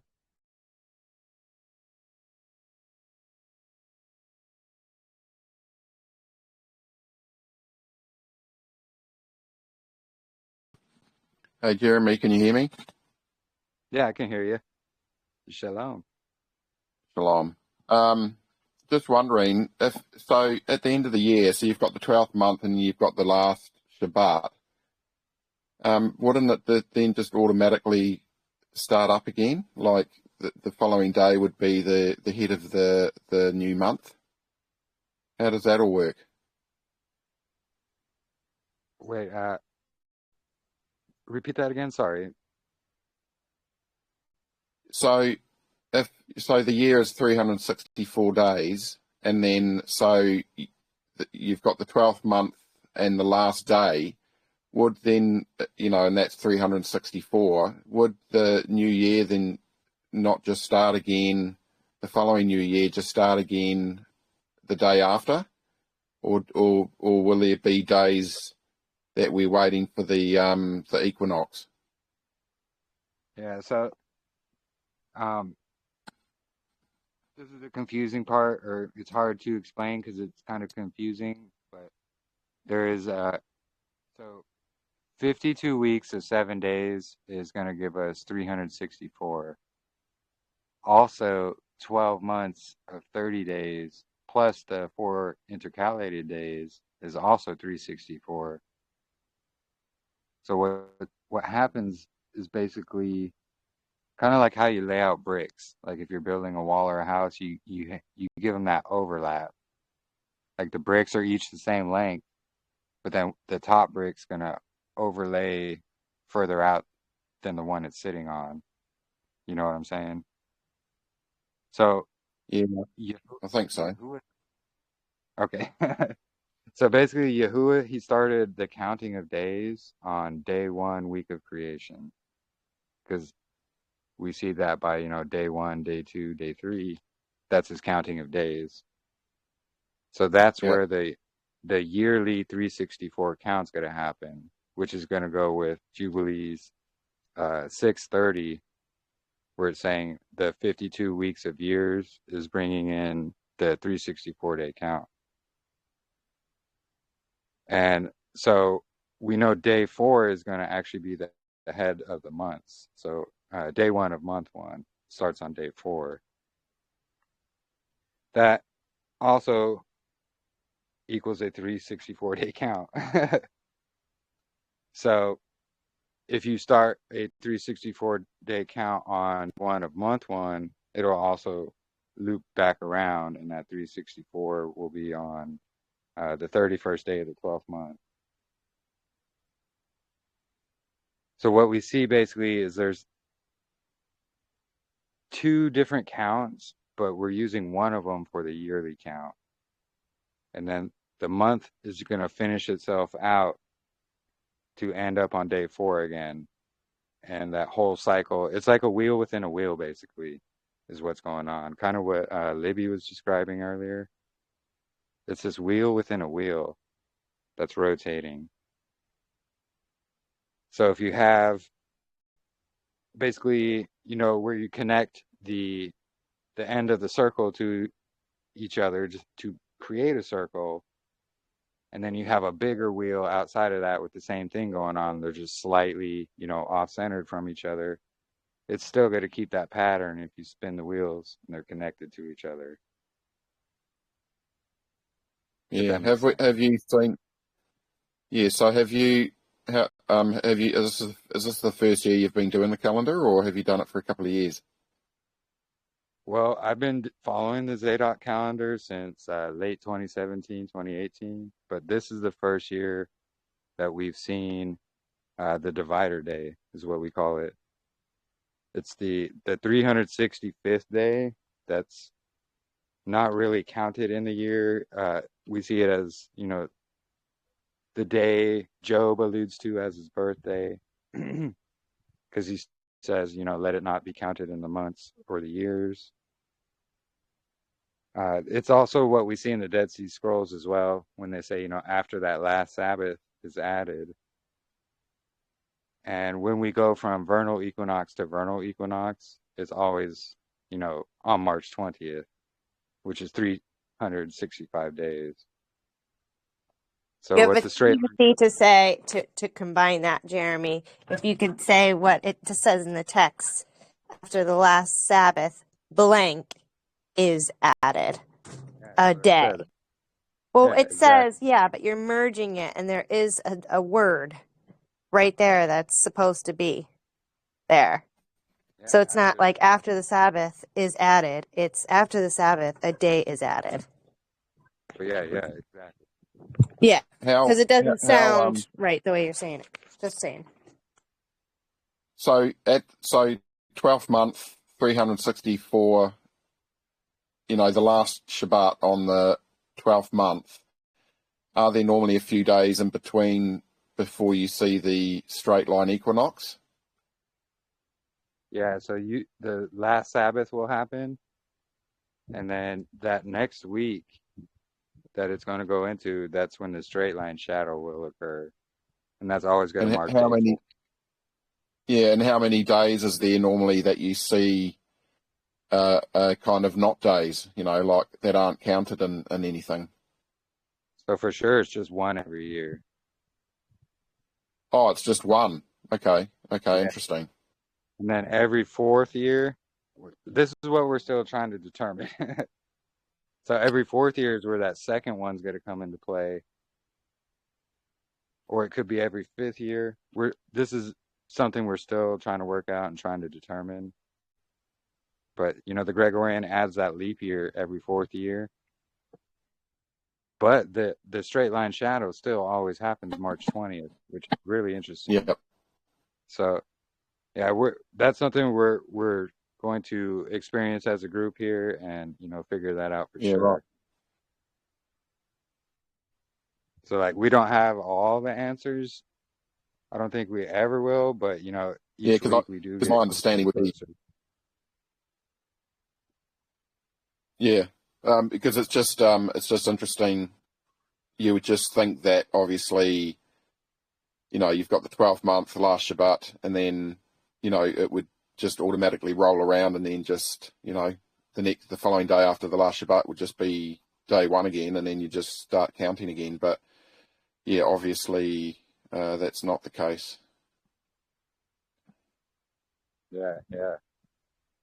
So I just we know wonder there's why. I something just going wonder on. why it doesn't keep going. That's the only thing. Why it doesn't just keep, like Yeah, you've started numbering your days, and then it just keeps going that way. Yeah. yeah. I've contemplated that myself, honestly. Yeah. Something Okay. I came up with. It's not in scriptures or anything. It's just, this is just my opinion, and something I was just thinking about is because we know before the flood, like the whole earth was just a tropical place. Like there was no snowy regions, there was no desert regions, and so forth. It was just all tropical. And then the flood came, and that's where after the flood we get, these snowy regions and things like that. Or what if it affected, the days of the year as well? What if it added that, extra 1.2, 1.25, whatever it is? What if that's what happened and that's what we're experiencing now? But that's just something I'm thinking about. It's not in scriptures. You can't find that anywhere. It's just my opinion. But something Yeah. I'm Okay. Yeah. contemplating as well. Yeah. Okay. Yeah. No. Interesting. Yeah. Okay. That's the one thing that that's always been on my mind. It's just like, well, if you started the count, where the beginning of the year is with the straight line equinox, and then that's the start of your year. You just think it would just be just like the feasts. You've just got that continual circle of doing the feasts year in and year out, and I just thought the years would be the same. But obviously, the Father still has to show us those things. Absolutely.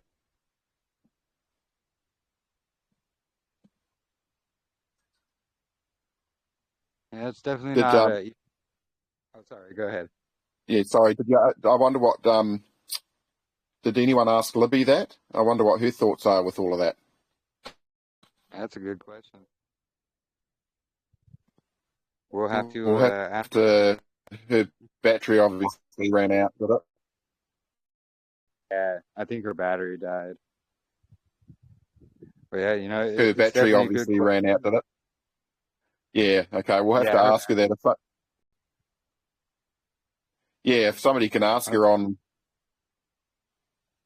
Sorry, sorry, we keep cutting each other off. If somebody can, I don't know, if somebody can speak to her and ask her that would be interesting. I know she's not very tech savvy, but yeah, we can definitely ask her that, or someone can ask her that who has her number to get hold of her. Yeah, awesome. Yeah, that'd be good. There's other people in the UK here on the group that could, I don't know if they live next by her or could ask her that. Yeah.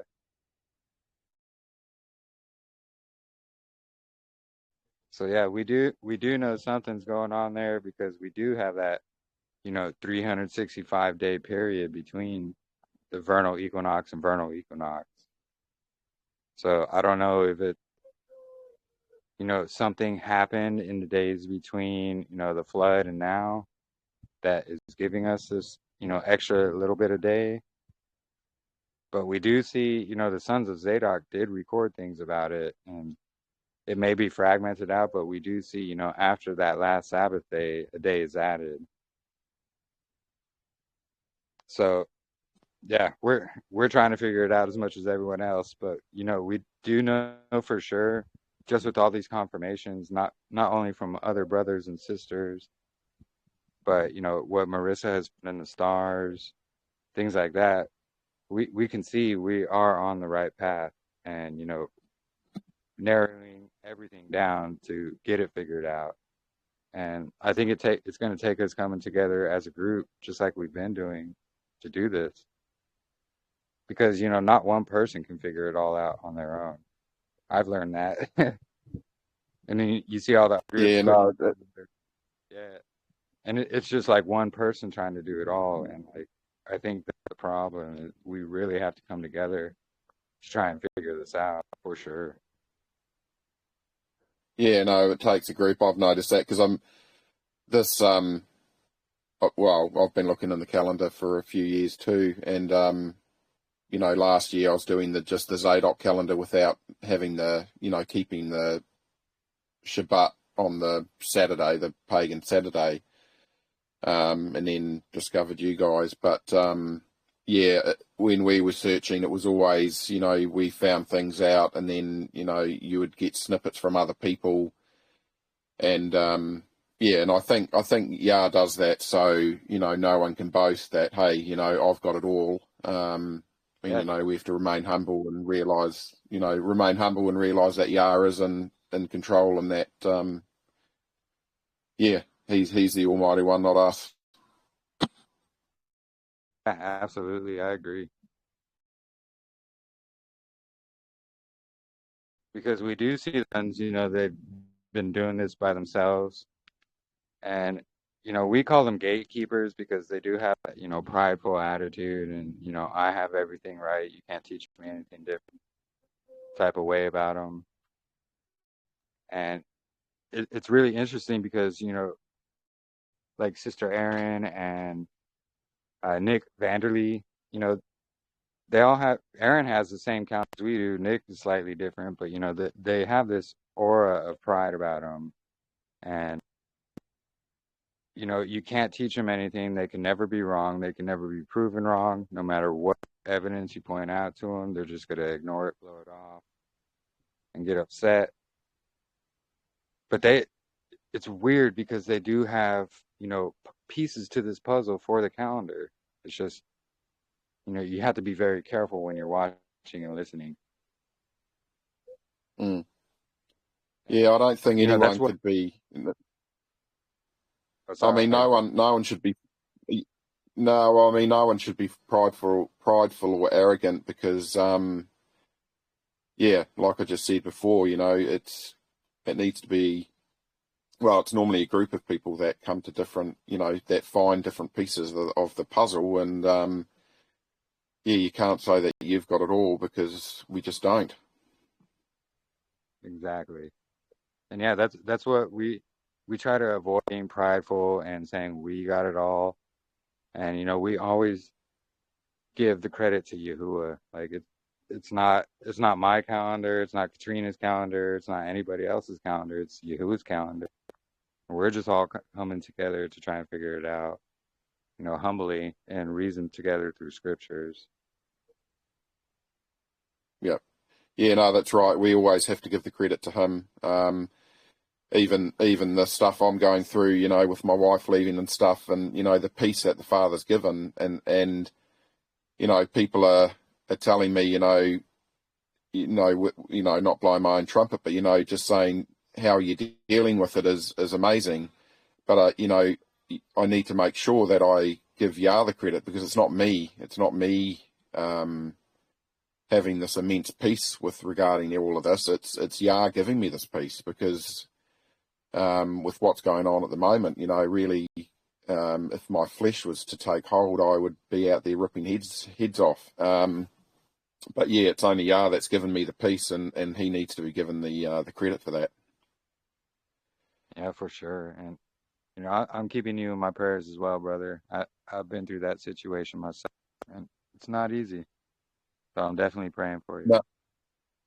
Yeah, no, thank you. Yeah, it's been over. I mean, definitely not as long as Brian here, but it's been well over 2 weeks now that I've seen or heard from my kids, and I realised the last time I saw them, that was going to be the last time I saw them, or was going to see them. But I know that Yah has a plan, and I just got to trust him. Yeah, absolutely. Yahuwah, you said you have a word? Yeah, feel free to share. Yeah, g'day, people of YAHUAH, hallelujah. I feel really broke. Thank you, Katrina, for inviting me into the group. I honestly thought I was going to miss it, But yeah, just in regards to the calendar, my own testimony, and it's been a few years of researching, man. At one point, I just gave up because I'm just like, Abba, are we supposed to figure this out, or are we supposed to see a deeper significance in not knowing fully?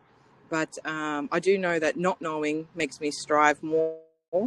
Um, and yeah, look, there's so many dates up in the air, different people and different, calendars, different convictions. Some have missed certain details and this and that. And I'm just like, Abba, this is giving me confusion. I had a good few months of confusion, last year.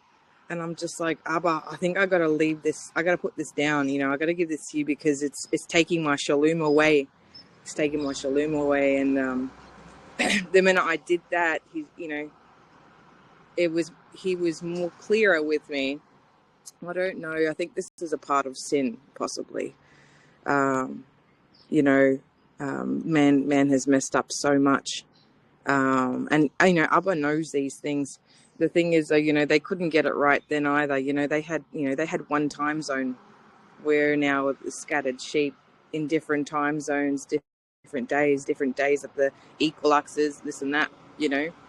Um, anyway, yeah, I just know that what's most important is that we're keeping our eyes on the Shemayim. We're keeping our eyes on Him, and I think that's what's going to keep us centered. We all got to, for me, with my testimony, I got to do the best that I can, and He knows what that is, and He knows what we lack in what area, and He meets us there. That's why YAHUAH came, is because we can't do it on our own. So, Baruch Hashem YAHUAH, Bahashem YAHUSHA, guys. So Baruch, thank you for letting me speak. Absolutely. Thank you for sharing, sister. Such a blessing. Yeah. Yeah, it's going to take all of us coming together. And yeah, we were all in that confusion as well before. And there's many of us here from, we've all have different backgrounds in the calendar, and even from lunar Sabbath followers, and we're all coming together here, right here in Yahuwah's truth, learning about his calendar. And yeah, you're right, because when something isn't fully explained and a lot is missing, it gives me that drive to like, hey, I need to figure this out, see if I can find something out. And then it causes, at least personally, it causes me to want to dig through the scriptures more, or dig through his word, whatever I could find to see if there's some kind of explanation through scriptures through this, and just take it from there. All praise to the Most High, truly, because without him, I don't think any of us will know anything. I know for sure not me.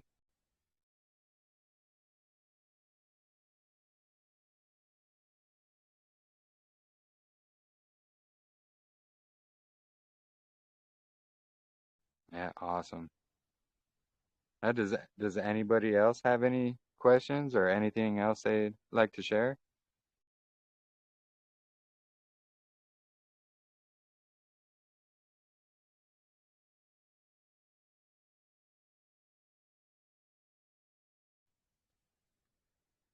Yeah, if not, we might just end it there. We've been 3 hours and 13 minutes so far. Awesome. Another awesome fellowship. And hopefully we can get Libby back on again sometime with a fully charged phone, or at least a charger.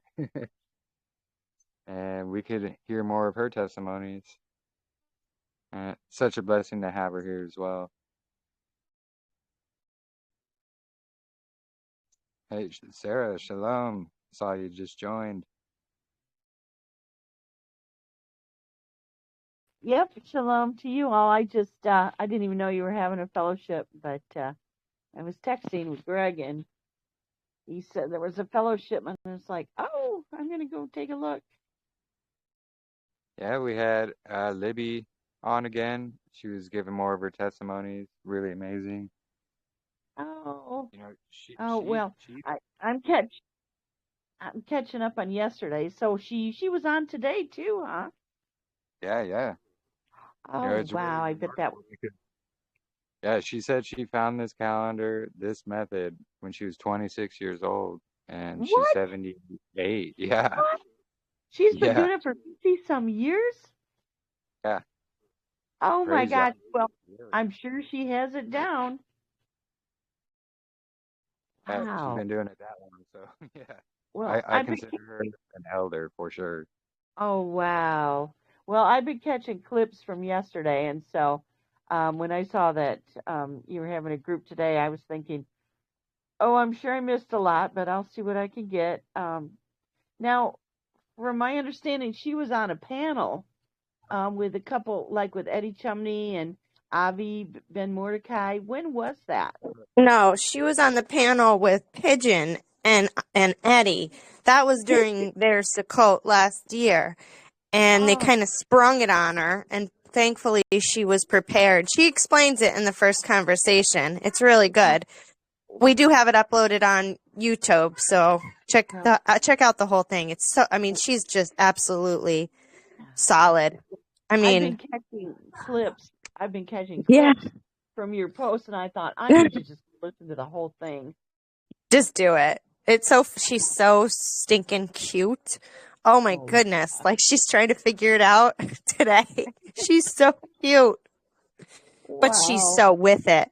She's Yeah. so gracious. She's so with it. And she's been, having the same kind of confirmations as we are, but of course she got them just really early. But she Wow. agrees with, yeah, she agrees with the divider and everything. Yeah. Well, it's amazing that, Yeah. that you all are finding other people that have discovered the same thing you did. I mean, what confirmation. That's Oh, beautiful. Sarah, I'm on the prowl. The secretary is putting, yeah, I'm putting my feelers out. I'm everywhere. Yeah. Wow. Wow. Well, But it's the that's really, Ruach that's like really making it so perfect. oh, that's It's the really Ruach, important. yeah, that's all making it happen. So praise him, praise Yah, Wow. because it is, whew, it's just Well, one more thing, just like with Michelle that just came in now. She literally got the same calendar, but she's apparently doing the prophetic years, what she found. Same thing that Sean found. Like, honestly, it's just another witness. wow. I know. It's unbelievable. That is amazing. Well, I love too when she would explain, like you would ask a question, she goes, "Oh, I have the answer for that." And then she would explain it, and it was like, "Yeah, I think she did have the answer for that." Like, Yeah, with David and Jonathan, and boy, she knows scripture. And yeah. so, She didn't even have her Bible on her. That was all just from the top of her head. Really amazing. yeah, well, she's got the goods, and so, boy, I sure would love to see her, on a panel with Pigeon and Chumney. Um, she sounds like she did pretty well. Oh yeah, she was on fire with that debate between her, what was it, Eddie Chumney versus Dr. P, basically. It was really more just Libby versus Dr. P because, Eddie was kind of like flopping. But Libby was on fire that whole time. And, Wow. Dr. P had no rebuttals to her. Oh, He was over wow. there. His fingers were flying, texting on his phone, like probably trying to get answers to her questions. But Oh my goodness. Oh my goodness. Wow. Well, I'm not a fan of his, so I would have been cheering her on for sure. yeah, we all were, especially Katrina. I bet. Oh, I bet there was a lot of comments. Well, she came on today too, huh? Well, I'll catch. I was out today and I was pretty busy, but I'll catch the rerun so I can catch her part. And so, what all are you all discussing right now? What did I interrupt? Uh, well, really nothing. I was just asking if anybody had any questions or anything to add, and then you popped I in. I don't have anything to add, but I do have questions. People have been asking me, well, about the moon. Well, where does the moon come in? The moon's supposed has to have a part. The moon, I says, well, I'm not sure if the moon has a part with this, but I knew the moon has purpose, but we're working on that. But have any of you come to any conclusions yet about how the moon is a witness to all of this? Yeah, Marissa actually did a really good presentation on that. Okay. I do have it recorded. I'll re-upload it to Okay. Facebook and tag you. But Okay. she does a really good job explaining it. Was Pretty that much from? what we got Yeah. is the 3-year Okay. tithe. Oh, okay. Yeah.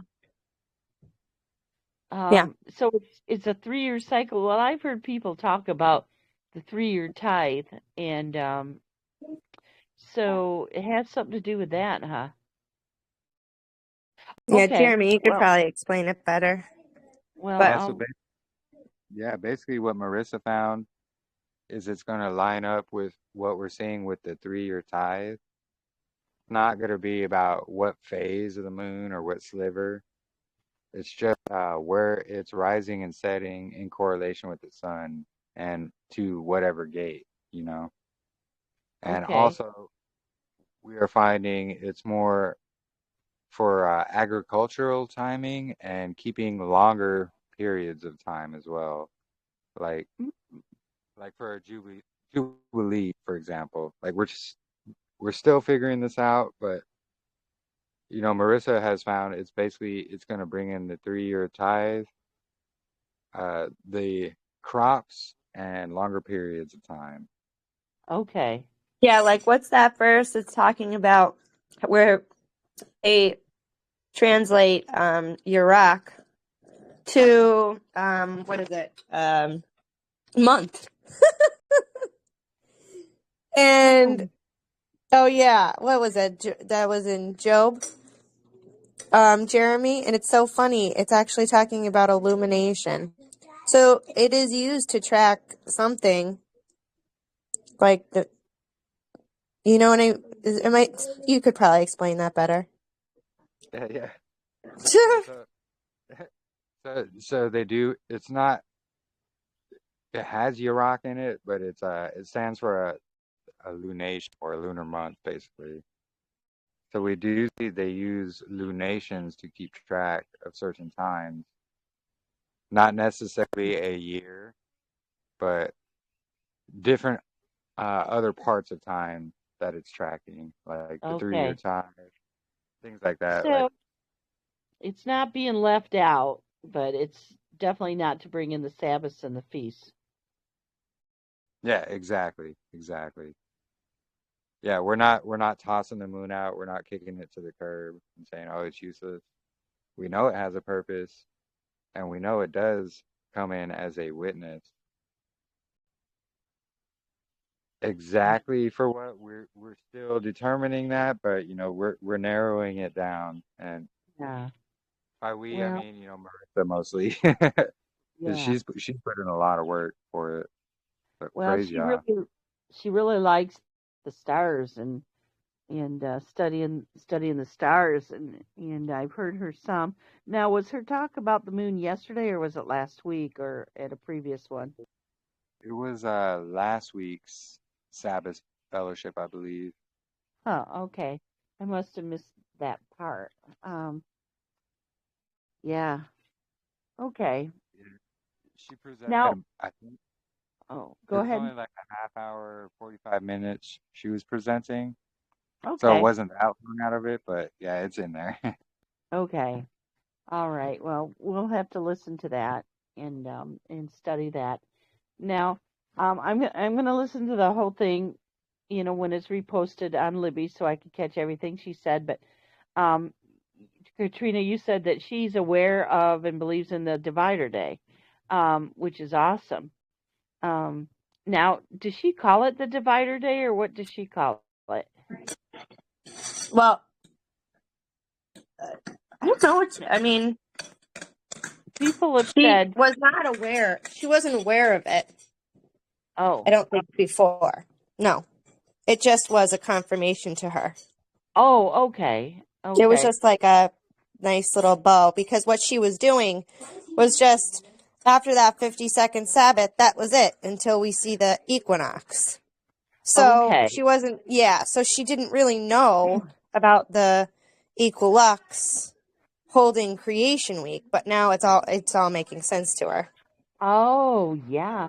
So Yeah. she knew that, we're supposed to have 52 Sabbaths. She knew not to add a week or a month, Yeah. and she needs to look for the equinox. Well, I Yes. bet learning about the equinox really has just helped put the pieces together, and Well, yeah, and because it's just you could see you could see why it's day 4 of the week now. It's just like, wow, now it's a visual thing, wow. Well, she had figured it out without even being aware of that. That's a lot of insight.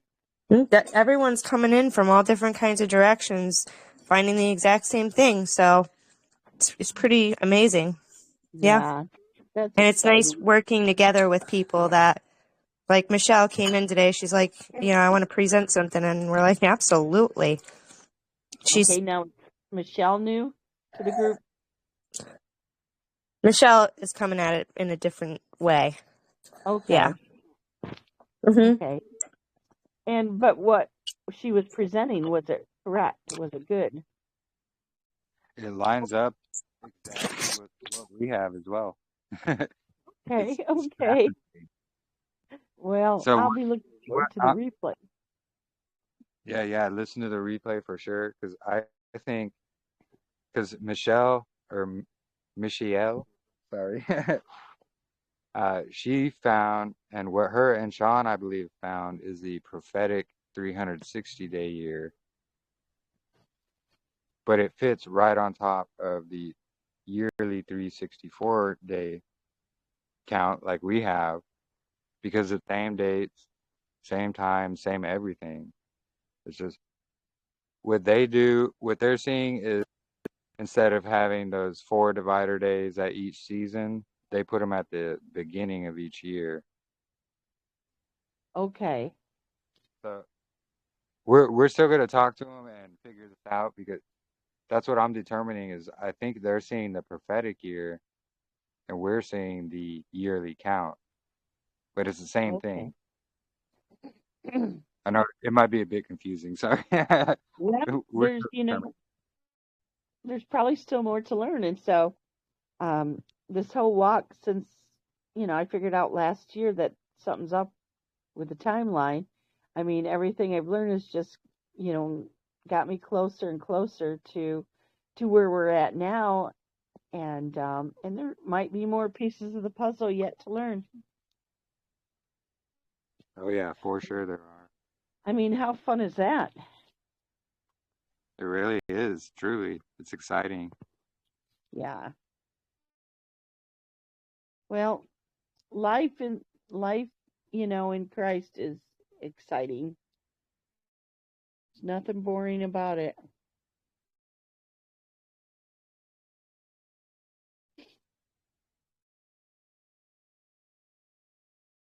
Absolutely. Well, I sure Interesting. appreciate Brother. y'all and your Oh, sorry. commitment to truth. Okay. All right. I'm going to mute it now and listen to what others have to say. So, But thank you, sister. We appreciate okay. all your input as well. Thank you. Interesting. Brother Lee just messaged me as well. The one who was working with Jerry Morris.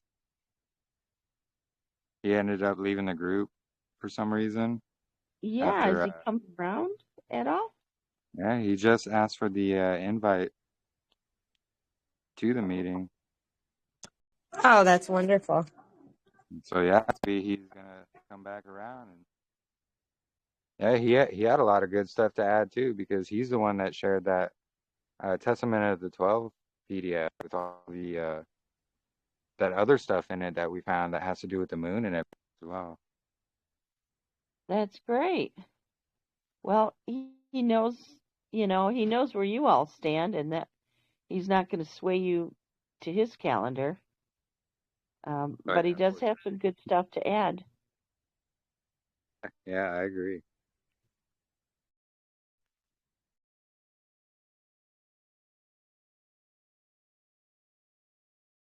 It's all about coming together and reasoning through scriptures. Truly.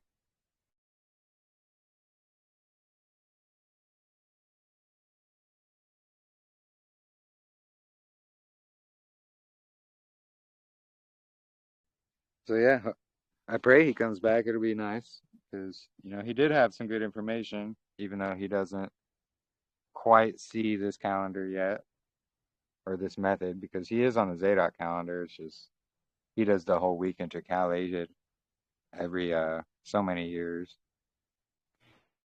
Well, maybe he's been reevaluating that. I mean, when you've been doing it one way for a while, I mean, it's so ingrained. It takes a little bit to make a shift sometimes. Yeah, that's true. Definitely not always easy.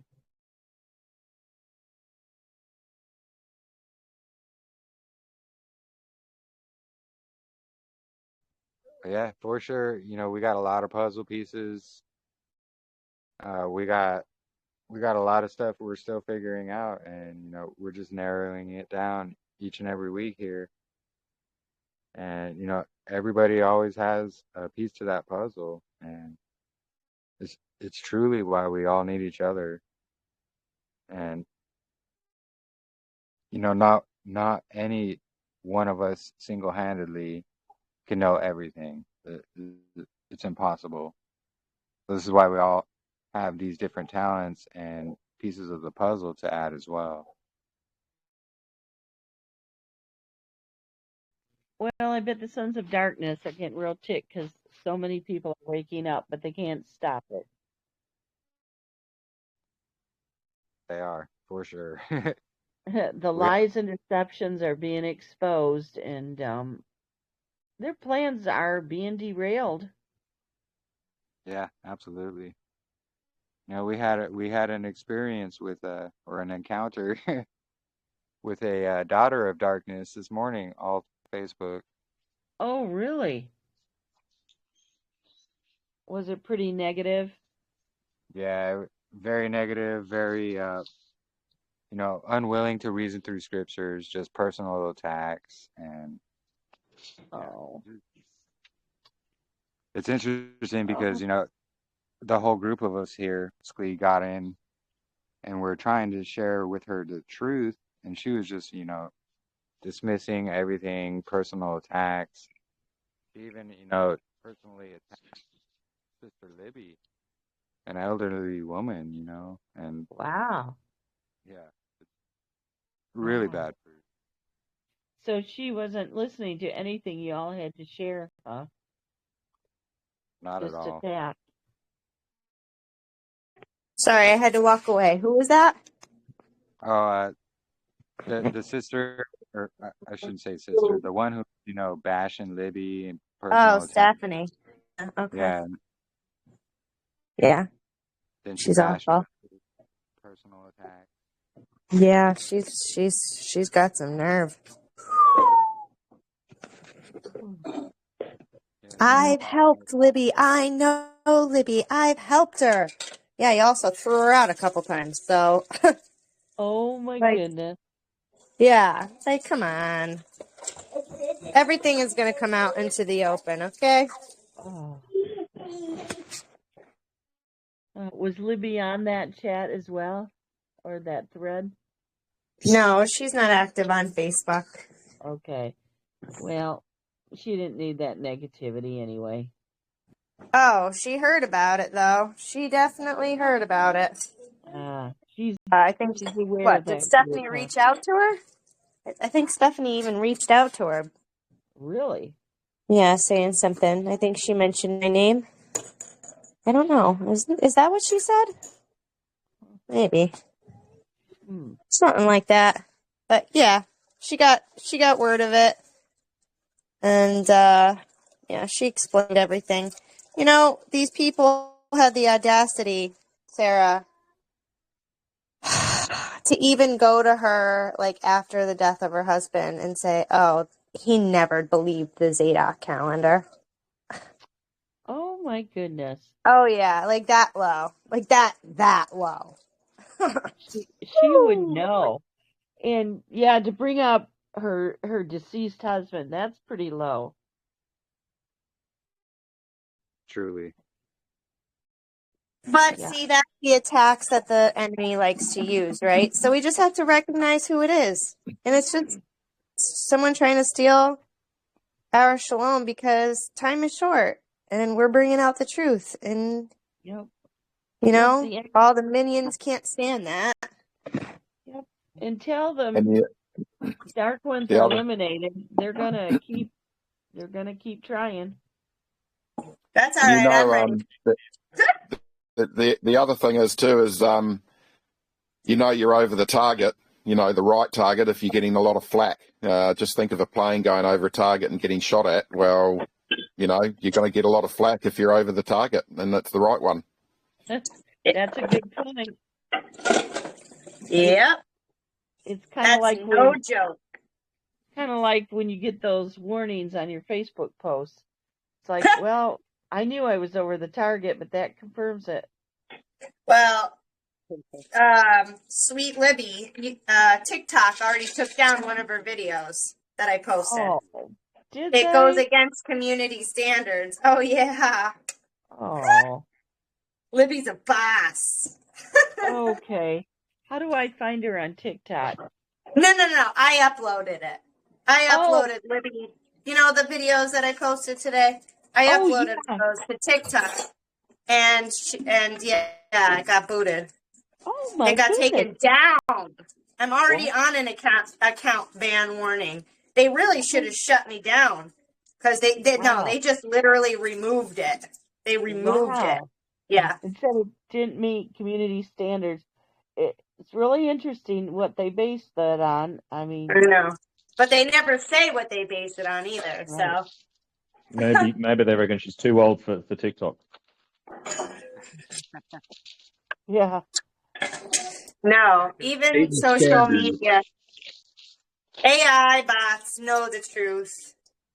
They know the truth, and when you get too close to it, I know all too well on TikTok. I'm on my final ban notice, so I could be wow. Yeah, I could be removed very, very soon.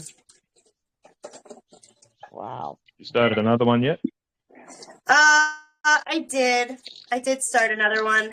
I should probably go grab my iPad, save all those, and then re-upload them to my backup account. I gotta do that. It's just I have no room on my phone right now because I take way too many pictures of my kids. And I have so many videos saved. I should probably just create like a post on Facebook or in our Telegram group and just because probably video dump everything, right? Yeah.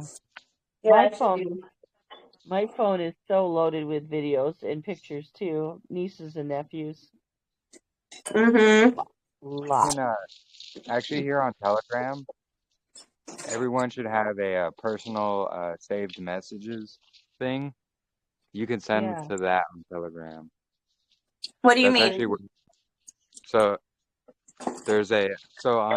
here on Telegram, there's this saved messages, just a saved messages folder, and it's personal to each person. I'm so glad you mentioned that because I forgot all about that. I'm going to go back and save all of our discussions and those important posts and. Yeah, you can forward anything to it and it'll save it there. That's actually where all the videos I record here and everything, all of the recordings, it goes to my saved messages. Hey, Jeremy, whenever I want to share that document, your recent document about the Zadok priest and stuff with people, I always got to go searching for it and looking. And even when I think I've saved it somewhere, it's like, I have a hard time finding it. Can you pin that on your Facebook page? Is that possible to pin it on your Facebook page? Or is there a place on the Facebook page where you can pin things like that? I know I know here in Telegram there is, and actually Yeah. in the other group it's under the links section.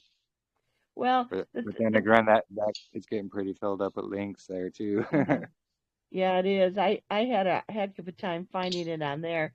The reason I asked about Facebook is because when I share the link from Telegram, people can't pull it up unless they have a Telegram channel.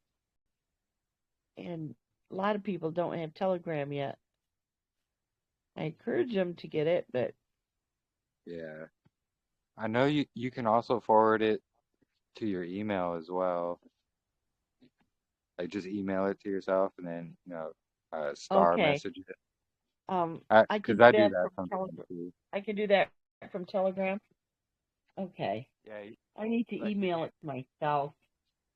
like if you hold it down, you could forward it, and you should Okay. be able to forward it to like your email or, anywhere you want really, Okay. or even your Oh, saved message all spot right. here in I'll do Telegram. that. Yeah, Okay, yeah. because I want to have easy access to it. It's good. Yeah, I've learned that, and actually also on Facebook Messenger too.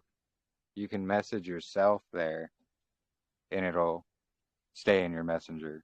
Because that's what I do as well too, for some things. Okay. Okay. I need to learn more about Telegram and their different features.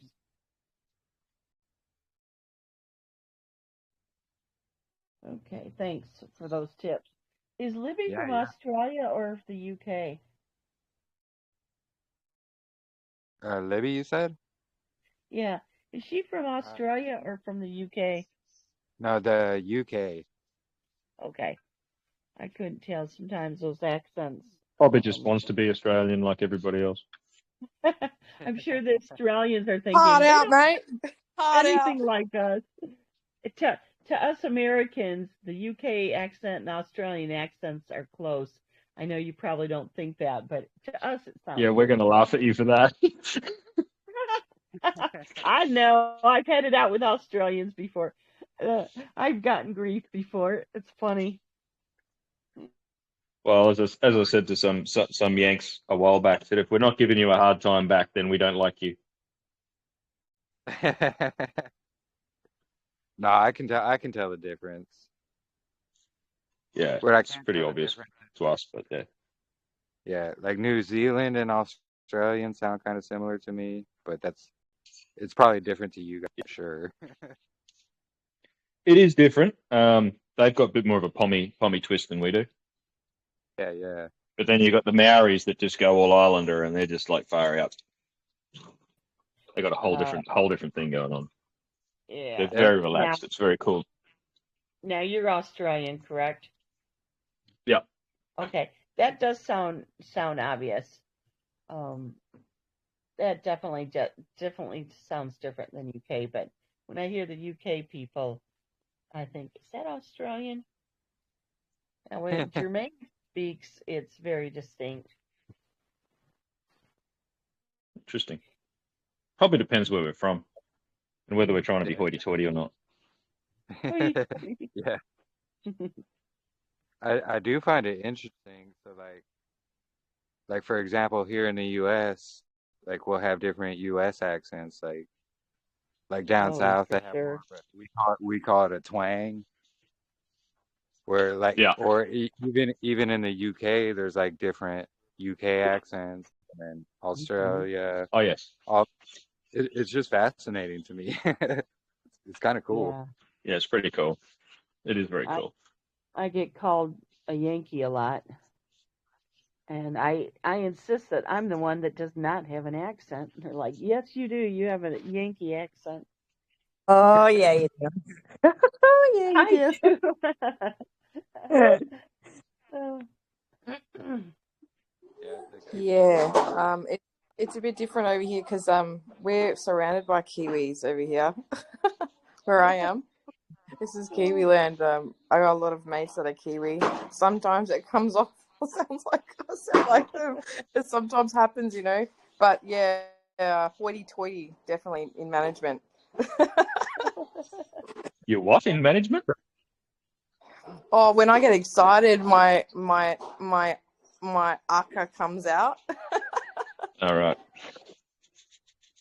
So question, what's a kiwi? New Zealander. Oh, that's a New Zealander. I was wondering if that It's would also be a a little kiwi. bird. Yeah, I knew that part. It's a fruit too. But yeah. See, we get more anyone efficient pretty with our much from the language because we eat less flies that way. Ah. Hey, Drew, now that Yeah. I see you here. What's your name on Facebook? You said you I did PM'd me reply to there? that. It's actually Andrew. It's Andrew. Yeah. Andrew what? Edwards. Okay. EDW ARDS. And then I can speak faster if you need to, if you can write faster than that. Where does the Drew come from? Wait, I'm sorry. What did you just say again? Andrew what? EDW ARDS. Got you. I found you. Wait, we're not friends. Well, that's your fault, not mine. Wait a minute.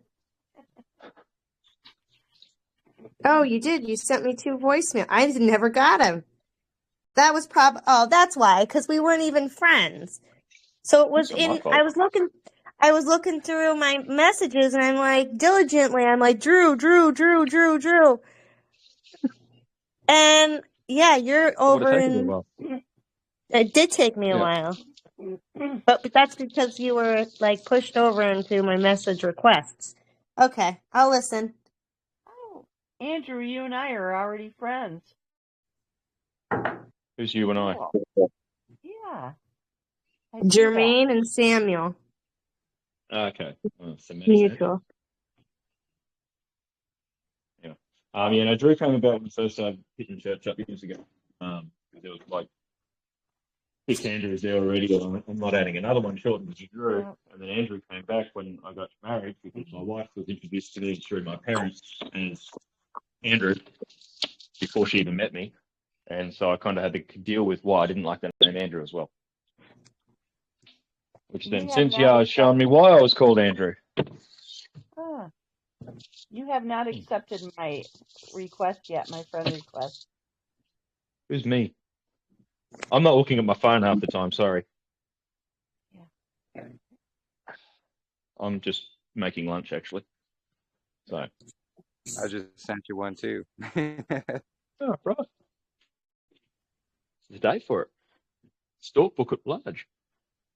Yeah, I know, right? Yeah. Crikey, there's another one. Yeah. Oh, well. I canceled my request and resent it. Oh, okay, cool. No worries. So that's I don't stay why, on stalk book much. yeah, probably why another one popped up. Okay. Roger. So what's the weather like over there for you guys at the moment? Oh, it's been a gorgeous day, 70 degrees. Yeah. Actually, here in the desert of Arizona, it's overcast and it looks like it might rain, which is rare. Today was gorgeous in Pennsylvania too. Gorgeous in Pennsylvania. Oh, now it's cloudy and the temperature dropping. Yep. Well, it's evening. Oh yeah, it definitely gets hot here in Arizona. It's dirt. I don't like the summers here. It's way too hot. Like it's already too hot here. But because of the overcast, it's nice. So Yeah. I got a photo of my sister off the car dash about 2 months ago. She's out at Windora, or she's not out at Windora, but she's got a property out that way, which is sort of Western Queensland at 51 degrees Celsius. That's with the aircon on. Wow. With the aircon on. That's hot. Yeah, that's hot. Benefit is it's dry heat, which you'd probably grasp, Jeremy. So it's not as oppressive. Yeah, until you walk out of a cold car. Yeah. Did y'all get a flood there in Queensland? Yeah. We've had a good flood. Basically, we had a flood about the size of France.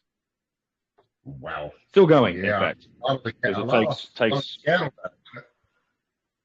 Hey? A lot of the cattle died, huh? There's a few of them. Yeah, sadly, the stuff. Oh, that's some feedback. Hey, Yeah, I my heard sister's property next door had about 4,000 head of sheep that got barreled through a fence by floodwater, and of course the problem with sheep is once they get wet they can't swim. Oh, right, man. So just cattle at least have got legs.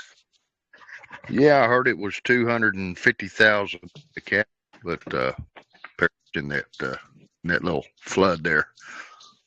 Yeah. I mean, I don't bother looking at the news, so I wouldn't have a clue, but I know my sister lost about 400 head that she knew of. Okay. Well. Yeah. The dingoes are like plenty of talk of them. Brother Lee, real quick. Yes, sir. Would you mind muting when you're not speaking so we don't get a lot of feedback there? Oh, yes, sir. Sorry about that. Yeah, no worries. Thank you. Hey. Yeah, we found out. Oh, Sorry, Drew. I just Yo. checked your message and I just came back. Are you able to resolve that question now? I don't know. Like, I had to re-listen to my message to remember what the question was. So it was hard to track, but essentially what your question was is trying to explain the Saturday moving Shabbat kind of deal. I think I figured that out. Yes. Okay. Yeah. Because you had that question. You said it was you were just looking into it for like 3 days, and it sounded like you got it pretty solid. Okay, cool. Yeah, I think it sort of made sense to me after I stopped and actually just breathed rather than trying to work it out. No, it sounded like you really got it. I mean, I'm dyslexic, so when you started to like ramble off the days of the week and I was trying to plug everything up in my head, I can't do that. I have to actually see it. Okay. So I'm being a tradie, I'm used to actually drawing pictures in my head and seeing jobs complete and all that sort of stuff. So that was something that drove my wife nuts, is because I could see a house built in front of me that hadn't did the ground broken yet. And so she found that very frustrating when I'd be describing things. And I can't see that. It's just like, and I'm trying to find a way to describe it so she could see it. But yes, that's all right. We're all different.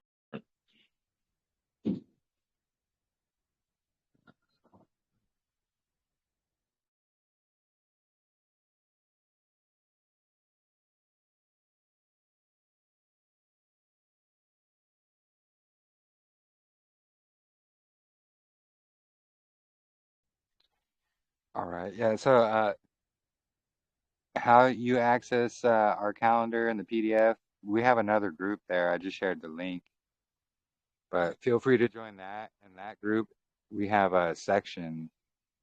So there's a PDF section, a links section, and yeah, no problem. Yeah, and the video section is where we keep all our recordings of our discussions here as well. Yeah, I have I a think really good I'm video that in one. there. I have a really good video kind of explaining the overlap. If you could find that somewhere, somewhere in there. I could probably send it again. But like, I think you got it right. So if the equinox falls on a Wednesday, that's the 4th day of creation week.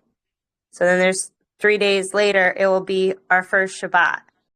So our monthly doesn't go 1 through 7, 1 through 7, 1 through 7, right? It's keeping creation week Sabbath. So whatever day that equinox lands on, the next 3 days later is going to be the Shabbat, keeping creation weeks. Can I, sorry, because everyone's equinox is different. How do we do that? Well, it's not Would be different. Go different. ahead, Jeremy. Sorry. Everyone's equinox will be different, but everyone's equinox is going to be the same. Oh, So yes. Yeah, everybody's going to see that straight line shadow day on the same exact day. I think Libby did a really, really great job at explaining in the beginning why that's the case. And I'd love to see that.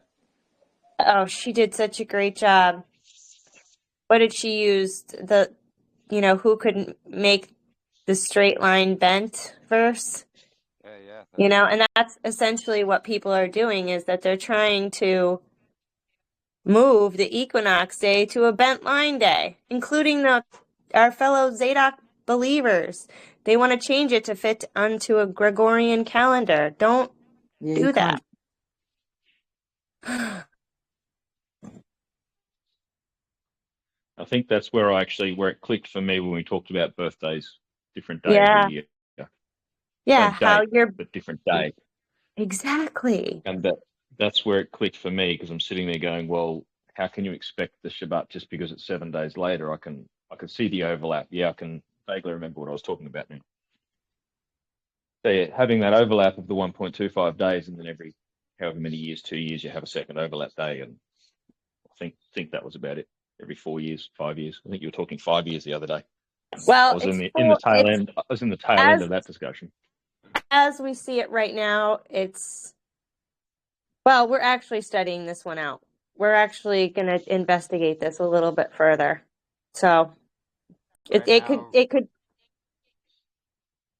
be every 5 years with the equation that we have in the book, but we could also be that it's an error and that it's actually the wrong equation. It could be 5 divided by 4 instead of 6 divided by 5. It could just be a little switcheroo there, because 5 divided by 4 is 1.25. And if it was 1.2, which is 6 divided by 5, then we would have to maybe do it every 5th year, but we're still trying to track that out. Yeah. It has to fit, either one. Yeah. Did I get that right, Jeremy?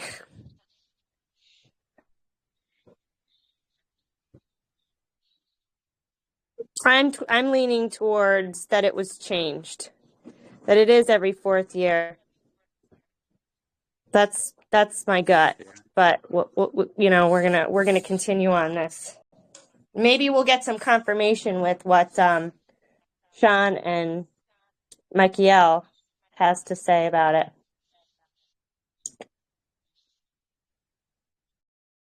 Yeah, I agree. Right now, we're just going to stick with the 4 years until we figure this out for sure. But yeah.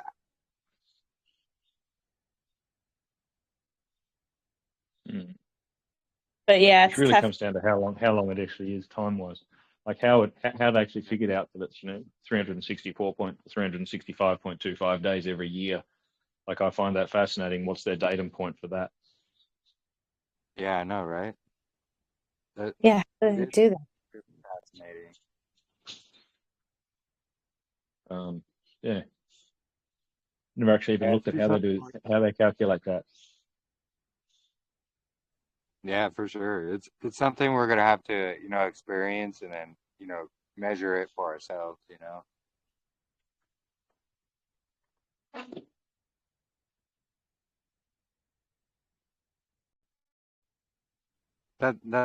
That's my thoughts anyway. It's just something we're going to have to measure out for ourselves for sure.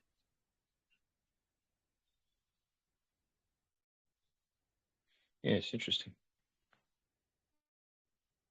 So, when's the next catch up?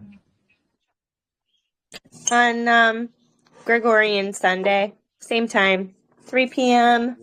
Eastern, and whatever. And that's the Shabbat day for this year. Is that right? Yeah. Yep. Cool. Yeah. Yeah. I talk about that often. People discriminate these days as not being the days just because they're those days that they're named. Right. Oh no, people get violent. Yeah, they get savage. They get savage. Even I put a post up. It's been a few times. People about recognizing that Shabbat doesn't mean Saturday, mate. Shabbat does technically it means rest. Seventh day. That's not a Saturday. That's Judaism, mate. Yeah, it's like find me one verse that says Saturday. You can't. Like No, it's that's just exactly what I posted. Hard out. Yeah, it's no, that's crazy. Well, it hasn't changed since creation. no. Well, how do you know? First of all, how do you know? You weren't there. You don't know where it changed. How do you know? Yeah. I had someone just yesterday. Oh, because he would have preserved it. He wouldn't have taken that from us. Well, he said he took everything else from us. He kicked us out of the land, for Pete's sake. Yeah, Yes, right. he's gonna make you not profane the Sabbath, especially with the Jews holding that day. Yeah, man. Yeah.